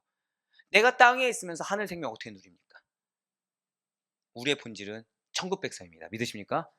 이제 여기서 뭐가 나와야 돼요? 그래서 예수님 안에 거해야 되는 줄 믿으시길 바라겠습니다. 분명히 예수님께서 그래서 이렇게 말씀하셨어요. 요한복음 10장 10절의 말씀입니다. 도둑이 오는 것은 도둑질하고 죽이고 멸망시키려는 것뿐이요 내가 온 것은 양으로 생명을 얻게 하고 더 풍성히 얻게 하려는 것이라. 아멘. 그 가운데, 바로 이 가운데 솔로몬의 판결이 1시간 한 20분 지나니까 이제 드디어 솔로몬의 판결이 나왔네요. 솔로몬의 판결이 그의 지혜를 선보인 첫 데뷔 무대라는 거죠. 솔로몬의 친자 소송 판결은 하나님께서 주신 지혜로 이스라엘을 정말 잘 다스렸구나 라고 보여주는 하나의 일례라는 거예요. 그러니까 세상 사람들이 아는 것처럼 솔로몬의 지혜했을 때 그 지혜 전부를 예표하는 것이 아니라 그냥 하나의 일례라는 거죠. 그렇습니다. 여러분들이 잘 아시는 것처럼 지금 한 아이를 두고서 자신의 아이라고 주장하는 갈등 상황이 벌어집니다. 미리 말씀드립니다. 여러분들 알고 있는 것은 끝나지 않고 정말 중요한 메시지가 담겨 있으니까 지금부터 10분간 정말 잘 집중하셔야 돼요. 열왕기상 3장 18절부터 22절의 말씀입니다. 내가 해산한 지 사흘 만에 이 여자도 해산하고 우리가 함께 있었고 우리 둘 외에는 집에 다른 사람이 없었나이다. 그런데 밤에 저 여자가 그의 아들 위에 누움으로 그의 아들이 죽으니 그가 밤중에 일어나서 이 여종 내가 잠든 사이에 내 아들을 내 곁에서 가져다가 자기의 품에 누이고 자기의 죽은 아들을 내 품에 뉘었나이다. 아침에 내가 내 아들을 젖먹이려고 일어나 본즉 죽었기로 내가 아침에 자세히 보니 내가 낳은 아들이 아니더이다 하매 다른 여자는 이르되 아니라 산 것은 내 아들이요 죽은 것은 내 아들이라 하고 이 여자는 이르되 아니라 죽은 것은 내 아들이요 산 것이 내 아들이라 하며 왕 앞에서 그와 같이 쟁론하는지라. 아멘. 여러분들 잘 아시는 것처럼 지금 무엇이라 서로 주장하고 있죠? 죽은 아이는 내 아기가 아니라는 거예요. 산 아기가 내 아기다 라고 그렇게 지금 주장하고 있다는 거죠. 그러자 솔로몬은 어떤 판결을 내리죠? 그죠? 지금 반 가르는 거에 대한 여러 가지 표현을 볼 수 있었습니다. 어떤 분은 실제적으로 네. 제가 가장 인상 깊게 봤던 영화 중에 하나가 여기도 썰고 여기도 썰고 이게 있었거든요. 역시 남자들만 웃고 있는 네. 정말 썰었네요. 네. 어떤 분은 다 이렇게 네. 사나이를 어느 쪽이든 뭐 똑같겠죠. 뭐 이렇게 썰어 가르든 이렇게 썰어 가르든 사나이를 반으로 갈라서 두 여자에게 주라고 지금 판결문을 내렸다는 거예요. 그러자 자 이제 잘 들으셔야 돼요. 진짜 아이의 어머니 어떻습니까? 아이의 죽음을 바라지 않고 자신의 소유권을 포기합니다. 이와 같은 솔로몬의 최종 판결에 배석한 그 모든 무리들과 온 백성들은 감탄할 수밖에 없었다라는 거죠. 지혜가 솔로몬 안에 있었다는 것이 증명되었기 때문에 감탄했다는 것입니다. 그렇습니다. 지금 단순한 해결이 아니라는 거예요. 자, 솔로몬의 재판은 그 재판을 청원했던 아기의 모친 문제, 친자 문제만 해결한 것이 아니라 솔로몬 자신의 절대 고백하실게요. 왕권 확립. 그 문제까지 해결했다는 거예요. 그러니까 이 재판을 통해서 하나님이 솔로몬을 택하셨구나가 인정됐다는 거예요.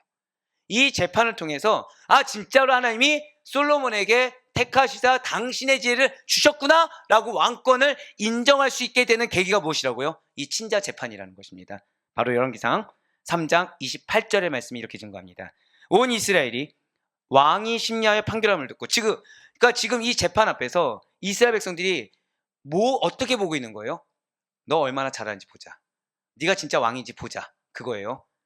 근데 진짜 한 거예요. 그러니까 어떻게 돼요? 왕을 두려워하였으니. 그러니까 진짜 왕으로 인정해서 우리 왕이 어떻게 재판하는지 보겠다 했으면은 왕을 두려운 게 아니라 기뻐했겠죠. 근데 그게 아니라 너 어떻게 하는지 두고 보자. 너 진짜 하나님 택하신 거 맞아? 했는데 진짜로 한 겁니다. 두려워해요. 왜요? 이는 하나님의 지혜가 그의 속에 있어 판결함을 봄이더라. 그렇습니다. 이게 표면적으로 어떤 정치학적으로는 지금 왕권 확립 문제까지 일시 해결한 굉장히 획기적이고 중요한 사건의 시작입니다. 자, 그런데 그럼 영적으로는 어떨까요? 신앙적으로는 어떨까요? 사실 솔로몬이 말한 방법은 가장 어리석은 듯한 방법입니다. 어떻게 사람을 갈라요? 그렇죠? 요즘 만약에 요즘 대법관이 서로 싸우니까 잘 가르세요 하면 어떤 일이 벌어지죠? 뉴스 막 엄청나고 지금 인권 문제 하면서 난리가 나지 않겠습니까? 이게 굉장히 어리석은 방법이에요, 인간적으로는. 그런데 잘 들으세요. 그렇게 어리석은 듯한 방법으로 가장 지혜로운 결과를 빚어냈다라는 것입니다. 자, 제가 이거 뭐라 말씀드렸어요? 가장 어리석은 듯한 방법으로 가장 지혜로운 결과를 빚어낸 것입니다. 이것이 하나님의 지혜인 줄 믿으시길 바라겠습니다. 왜 이렇게 말씀드렸을까요? 여기에 성도의 구원이 담겨 있다는 거예요. 지금 이 친자 소송 재판에 뭐가 담겨 있다고요? 성도의 구원 원리가 담겨 있다는 것입니다. 또 여기서 성도의 구원 원리가 그러면 반으로 갈라야 되는 건가 이렇게 생각하지 마시고 이러한 지혜를 통해서 성도의 구원이 주어진다는 거예요. 그렇습니다. 솔로몬의 지혜로운 재판은 그의 왕권 권위를 인정받는 계기가 되었습니다. 그리고 이러한 솔로몬의 지혜로운 판결은 장차 예수 그리스도께서 행하실 심판의 예표가 된다는 거예요.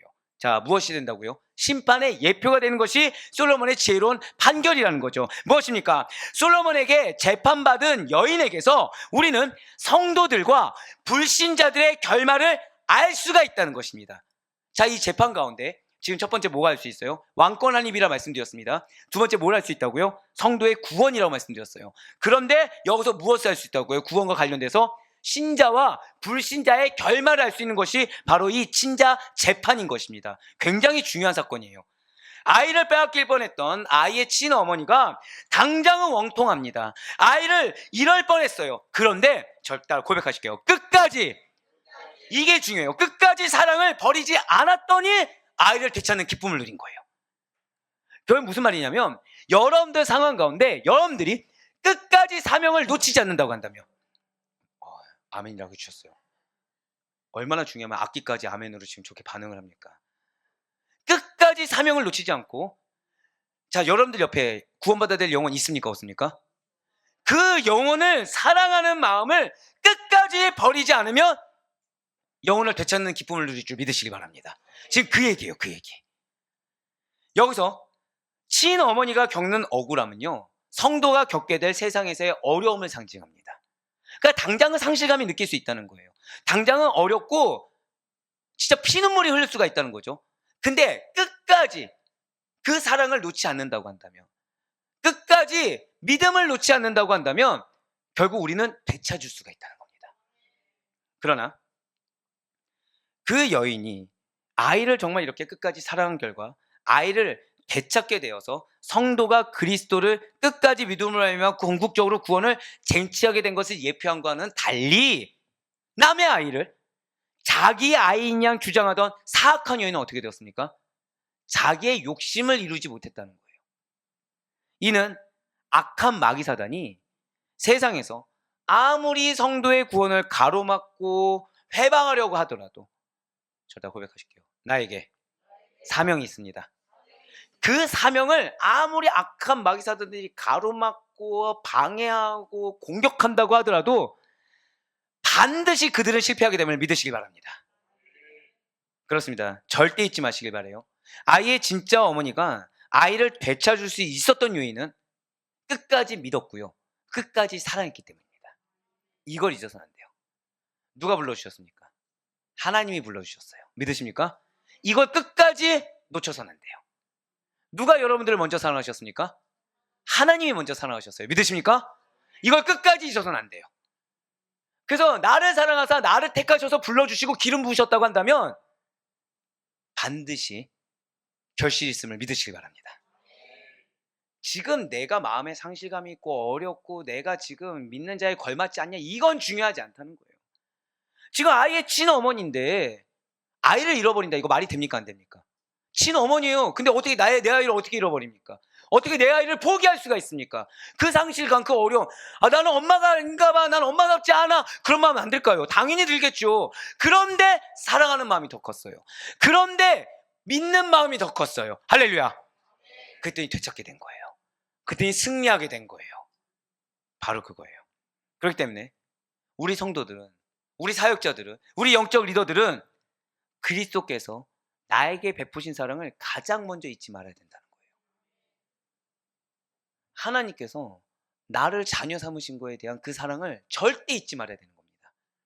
우리 인생의 트러블은 바로 여기서 생겨요. 그 사랑을 놓쳤을 때, 그 사랑을 당연시 여기면서 잊고 지낼 때, 바로 여기서 문제가 생깁니다. 그리고 나를 그렇게 택하시고 나에게 사명을 주시고 나에게 영혼을 붙여주시고 자격 없는 나를 지금까지 이끌어주신 예수 그리스도의 그분을 향한 사랑, 믿음, 감사, 소망을 끝까지 놓지 말아야 된다는 거예요. 친모는 솔로몬을 믿었어요. 친모는 아기만 살 수 있다고 한다면 저 현명한 왕이 내 아기를 살릴 것이다라는 믿음이 있었어요. 내가 아니어도 된다 생각했어요. 아기를 너무 사랑했으니까. 이게 사역자의 마음이고 이게 영적 대표격의 마음인 겁니다. 우리는 이 솔로몬의 재판 과정을 통해서 예수 그리스도의 모습을 되새겨야 돼요. 그리고 나의 모습을 되새겨야 됩니다. 혹시 나는 나한테 지금 주신 것을 내가 내려놓지 못하겠다고 하면서 더 큰 걸 놓치는 건 아닌지, 내가 이 내려놓지 못하는 이유는 내가 정말 예수님을 신뢰하고 있는지, 정말 내가 예수님을 사랑하고 있는지 되새겨봐야 돼요. 사랑해야, 믿어야 찾을 수가 있습니다. 물질 어려움이 있습니까? 환경에 어려움이 있습니까? 내 마음에 어려움이 있습니까? 관계 어려움이 있습니까? 먼저 사랑부터 회복하세요. 그리고 믿음부터 회복하세요. 무슨 믿음? 저 다 고백하실게요. 나를 하나님이 친히 부르셨습니다. 이거를 잊지 마세요. 이거부터 회복하셔야 돼요. 이거는 사실 회복이라 말씀드린 것도 민망해요. 이거는 진리고 팩트이기 때문에. 근데 이거를 경고히 했을 때 우리는 되찾을 수가 있다는 거예요. 바로 이사야가 예수 그리스도의 모습에 대해서 이렇게 또 고백하고 있습니다. 이사야 9장 7절의 말씀입니다. 그 정사와 평강에 더함이 무궁하며 또 다윗의 왕자와 그의 나라에 군림하여 그 나라를 굳게 세우고 지금 이후로 영원히 정의와 공의로 그것을 보존하실 것이라. 만군의 여호와의 열심히 이를 이루시리라. 아멘. 진실로 우리가 믿는 그리스도께서는 장차 다윗의 위에 앉아서 그 나라를 굳게 세우십니다. 영원토록 공평과 정의로 다스리실 우리의 영원한 구주요 왕이 되세요. 이렇게 예수 그리스도께서 의인들에 대해서 당신의 택한 백성과 당신의 택한 사역자들, 리더들, 영적 자녀들에 대해서 삶의 지혜시요 반석이자 요새이시며 방패가 되어주시지만 악인에 대해서는, 의심하는 자들에게서는 진노와 심판의 불이 되신 자라는 거예요. 솔로몬의 지혜로운 판결은 장차 이 땅에 다시 오실 예수 그리스도께서 공의로 의로운 자와 불의한 자를 가리시사 그 행위대로 보응하실 것에 대한 예표가 되는 것이며, 더 나아가 절대 고백하실게요. 하나님의 최후 심판, 그 예표가 바로 이거예요. 그 예표가 이 친자 소송 그 재판인 거예요. 그렇습니다. 지금 솔로몬은 하나님의 지혜로 난해한 재판에서 아주 정확한 판결을 내렸습니다. 이를 통해서 당시에 왕권 왕립이 이루어지지 않은 경륜이 짧은 솔로몬을 신뢰하지 못했던 많은 사람들의 의심은 깨끗하게 눈 녹듯이 사라지고 종식될 수가 있었습니다. 분명 하나님께서는 솔로몬에게 다른 걸 주신 것이 아니에요. 분명 하나님께서는 여러분들에게 다른 걸 주신 것이 아니에요. 절대 고백하실게요. 나에게 지혜로운 마음을 주셨습니다. 할렐루야. 이 증거가 뭔지 아십니까? 여러분들 마음에 갈등인 거예요. 여러분들 마음에 어려움이라는 거예요. 지혜로운 마음이 없잖아요. 그냥 악한 길로 가요. 거리낌 없이 가는 거예요. 지혜로운 마음이 있기 때문에 이게 문제라는 것도 알고 있는 거고요. 근데 그 문제인 길로 가면 안 된다는 걸 알아서 발버둥 치니까 힘든 거예요. 지혜로운 마음이 없잖아요. 그러면 트러블, 갈등, 부담 절대 느끼지 않습니다. 자, 사랑하는 여러분들, 우리 이제 그리스도인들 중에서 자, 술을 마시면 됩니까? 안 됩니까? 안 되죠. 안 되죠. 자, 근데 이거에 대해서 부담감을 느끼는 분과 부담감을 느끼지 않는 분이 있다고 한번 생각해 보시길 바래요. 그럼 부담감 느끼는 분은 왜 느끼죠? 마시면 안 된다는 걸 알기 때문에 느끼는 거죠. 부담감을 안 느끼는 분은 왜 안 느끼죠? 아예 그거 진짜 모르기 때문인 겁니다. 그럼 다시 돌려서요. 여러분들 마음 가운데 어떤 사역에 대한, 어떤 상황에 대한, 사람에 대한 거룩한 부담감 또는 거부감 왜 느끼시죠? 똑같은 거예요. 사랑해야 되는데 사랑하지 않음을 알기 때문에, 온전히 올인해야 되는데 올인을 못하는 걸 알기 때문에, 내 안에 거룩한 부분보다 추악한 부분이 많은 걸 알기 때문에 부담감이 느끼는 겁니다. 근데 여기서 중요한 게 있어요. 그럼 그 부담감이나 거부감 왜 느끼는 거죠? 결국엔 지혜로운 마음이 있기 때문이에요. 그럼 내 기준이 지금 뭔 거예요? 하나님의 기준이니까 느끼는 거예요. 하나님의 기준이 아니면 느끼지 않습니다. 아까 술 말씀드렸잖아요. 술을 마셔도 부담감 없는 사람은 지금 기준이 본인입니까? 하나님입니까? 세상인 거죠. 세상이니까 부담감조차 느끼지 않는 거예요. 그러니까 우리 가운데, 여러분들 가운데 부담스러울 정도로, 거북할 정도로 죄악된 부분이 발견돼서 이것이, 그러니까 메시지와 부딪힌다. 은혜라니까요. 기준이 하나님의 증거인 것입니다. 맞습니다. 올바르게 판단하는 지혜와 어려운 문제를 해결할 수 있는 판단력, 즉 옳고 그름을 판별하는 실제적 능력을 솔로몬에게 주셨듯이 하나님이 기준된 여러분들에게도 이미 주셨기 때문에 갈등이란 것을 한다는 사실을 믿으시기 바랍니다. 뿐만 아니라 솔로몬에게는 인간에 대한 폭넓은 이해력을 뜻하는, 절대 고백하실게요. 나에게 넓은 마음을 주셨습니다. 예, 바로 그거예요. 넓은 마음이 무엇이라고요? 인간에 대한 폭넓은 이해력입니다. 그러니까 하나님이 여러분들에게 사명을 주셨다, 영혼을 주셨다라고 할 때 우리 마음 가운데 뭘 주셨냐면 넓은 마음을 주셨다는 거예요. 왜요? 품을 수 있도록, 포용할 수 있도록. 자, 이제 여기서 문제가 생기는 거죠. 포용하지 않으면 죄가 될까요, 안 될까요? 됩니다. 왜요? 하나님이 이미 주셨는데 그걸 모른 척하는 거니까. 하나님의 말씀에 순종하시길 바랍니다. 이게 뭐예요? 나는 포용할 수 없어도 하나님이 나에게 영혼을 붙여주고 사명을 주셨다면 포용해야만 하는 거. 이건 겁니다. 실제로 솔로몬은 여러 분야에서 탁월한 식견을 보여왔었어요. 바로 열왕기상 4장 29절과 30절 말씀입니다. 하나님이 솔로몬에게 지혜와 총명을 심히 많이 주시고 또 넓은 마음을 주시되 바닷가의 모래같이 하시니 솔로몬의 지혜가 동쪽 모든 사람의 지혜와 애굽의 모든 지혜보다 뛰어난지라. 아멘. 자, 제가 서론에 어디 지혜문학 말씀드렸죠? 이집트와 메소포타미아. 바로 이거예요. 이제 아시겠죠? 바로 이거예요. 지금 솔로몬은 동쪽 모든 사람의 지혜, 그러니까 메소포타미아의 지혜 문학을 추종하는 놀라운 뛰어난 자들의 모든 지혜와 애굽, 이집트의 모든 지혜보다 뛰어났다라고 지금 증거하고 있는 겁니다. 그러니까 이집트 문학과 메소포타미아의 지혜 문학을 다 뛰어넘는 지혜, 그것이 지금 솔로몬에게 가졌다는 거예요. 자, 이것은 천문학, 기하학, 자연과학 등을 포함한 과학기술의 영역까지, 철학의 영역까지 다 선역했다는 거죠. 진실로 그는 문학과 예술의 분야에서도 능력을 충분히 발휘했습니다. 자연 속의 생명체들의 생태에 대한 지식까지도 가장 큰 백향목으로부터 가장 작은 우슬초까지 논할 정도로 광범위하게 습득했다는 거예요. 그렇습니다. 솔로몬의 지혜라는 것은 당대 어느 누구도 비견할 수 없을 정도로 뛰어났어요. 따라서 모든 민족의 모든 왕이 솔로몬의 지혜를 듣고자 했다는 거죠. 열왕기상 4장 32절부터 34절까지의 말씀입니다.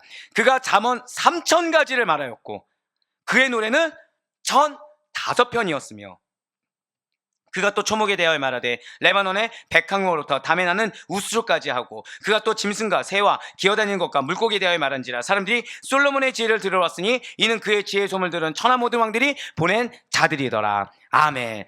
그렇습니다. 우리 사랑하는 모든 성도 여러분들, 솔로몬의 지혜는 자신의 노력의 결과가 절대 아닙니다. 하나님께서 주신 지혜였기 때문에 세상의 지식이나 가치관과는 비교할 수 없는 신령한 지혜라는 거예요. 이것은 여러분과 저 역시 마찬가지입니다. 우리에게는 꾸짖지 아니하시고 후히 주신 하나님께서 아버지가 되어 주십니다. 아멘. 그런 하나님께서 우리의 온전한 믿음 간에 우리의 사명의 지혜를 구하고 그 지혜를 소유할 때 여러분과 저의 영육 간의 삶은 반드시 그리스도 안에서 풍요롭게 될 것을 믿으시길 바랍니다. 그래서 야고보 사도가 이렇게 강력하게 선포하는 것이 아니겠습니까? 바로 야고보서 1장 5절의 말씀입니다. 너희 중에 누구든지 지혜가 부족하거든 모든 사람에게 후히 주시고 꾸짖지 아니하시는 하나님께 구하라. 그리하면 주시리라. 아멘. 그렇습니다. 솔로몬이 하나님이 기준이 되어서 하나님의 말씀에 순종하며 믿음으로 살아갈 때 임한 이 번영과 축복이라는 것은 과거에만 있는 증거가 결코 아니라는 거예요. 그리스도의 비밀을 깨닫고 성령의 인도함을 받고 사는 우리들에게 임할 이 예수 그리스도의 축복의 풍성함이 얼마나 더 클지 기대하며 깨달을 수 있는 여러분과 제가 되길 간절히 소망합니다. 그래서 세상 가운데는 오늘 솔로몬의 재판처럼 어리석어 보이는 그러한 믿음이지만 그런 우리에게 반드시 가장 지혜로운 결과, 기업을 이루실 하나님의 약속에 대한 소망으로 그러한 믿음과 소망을 가진 자에게도 하시는 하나님의 지혜로 여러분과 저의 삶을 이끌 수 있길 간절히 소망합니다. 우리 하나님의 지혜는 예수 그리스도에 대한 의심과 불신을 종식시키고 복음이 편만하게 증거되는 놀라운 믿음의 역사들을 일으키게 한다는 거예요. 우리가 믿는 예수 그리스도, 그분은 솔로몬과는 비교도 할 수 없는 지혜로운 왕이라는 사실을 잊지 마시길 바라요. 그렇습니다. 지혜의 왕 솔로몬이 아니에요. 참된 지혜의 왕 예수 그리스도께서 이 시간 우리와 함께하고 계십니다. 우리 시간 그분의 지혜를 구하며 나아가는 거예요. 우리는 이 시간 그분께 지혜로운 마음을 구하며 살아가는 것입니다. 그래서 그런 우리들에게 주님께서는 이 말씀을 붙들고 선포하며 나아가길 원하고 있습니다. 우리 마지막으로 골로새 1장 9절 말씀 다 같이 읽고 우리 찬양하며 나아가도록 하겠습니다. 시작. 이로써 우리도 듣던 날부터 너희를 위하여 기도하기를 그치지 아니하고 구하노니 너희로 하여금 모든 신령한 지혜와 총명에 하나님의 뜻을 아는 것으로 채우게 하시고. 아멘. 그렇습니다. 우리 그래서 찬양하며 나아가실 거예요. 우리 하나님께서는 마음을 다하기를 원하십니다. 우리의 마음을 다 드려야 여기를 하나님의 지혜로 채울 수 있는 거예요. 내 마음에 어려움이 왜 생기는지 아십니까? 내 마음에 갈등이라는 게 왜 생기는지 아십니까? 마음을 다 드리지 않았기 때문에. 그 마음을 다 드린 자리를 지혜로, 말씀으로 채워야 되는 것입니다. 그래서 주님을 사랑해야 돼요. 저 다음 한번 마지막으로 고백하실게요. 나보다 주님을 더, 그렇습니다. 나보다 더 주님을 사랑해야 돼요. 만약에 여러분들이 난 정말 하나님을 안 사랑하나 보다 깨달았다면 그게 사랑해진 거예요. 사랑하지 않는 자는 그것조차 모릅니다. 근데 내가 나를 하나님보다 더 사랑하는 걸 아는 자들은 사랑하기 때문에 그 사랑이 부족함을 아는 거예요. 하여튼 지금 주님께서 말씀하세요. 온 마음을 다 드려라. 사랑을 다 드려라. 그 자리를 지혜로 채울 것이다. 그 자리를 총명으로 채울 것이다. 하나님의 뜻을 아는 것으로 채울 것이다. 그래서 우리 이 시간 찬양하며 기도하며 나아갈 때 주님, 나의 것은 비워질 수 있도록 인도하여 주시옵소서. 나의 것은 비워지고 그 자리가 하나님 것으로 채워질 수 있도록 인도하여 주시고, 내가 기준이 하나님의 기준이 되겠습니다. 어리석은 것으로, 가치 있고 아름다운 것으로 채우실 하나님이십니다. 그래서 하나님이 기준되어 하나님의 말씀 가운데, 하나님의 은혜 가운데 확신하며 나아가는 우리의 삶 가운데 진실로 내가 믿음이 나의 필요로 다 채웠을 때 더 채워주실 나의 모든 필요, 부귀와 영광 이상으로 채우실 하나님을 확신하며 나아가는 우리가 되겠노라고, 나의 온 마음을 다 받아달라고 우리 찬양 드리며 함께 나아가도록 하시겠습니다.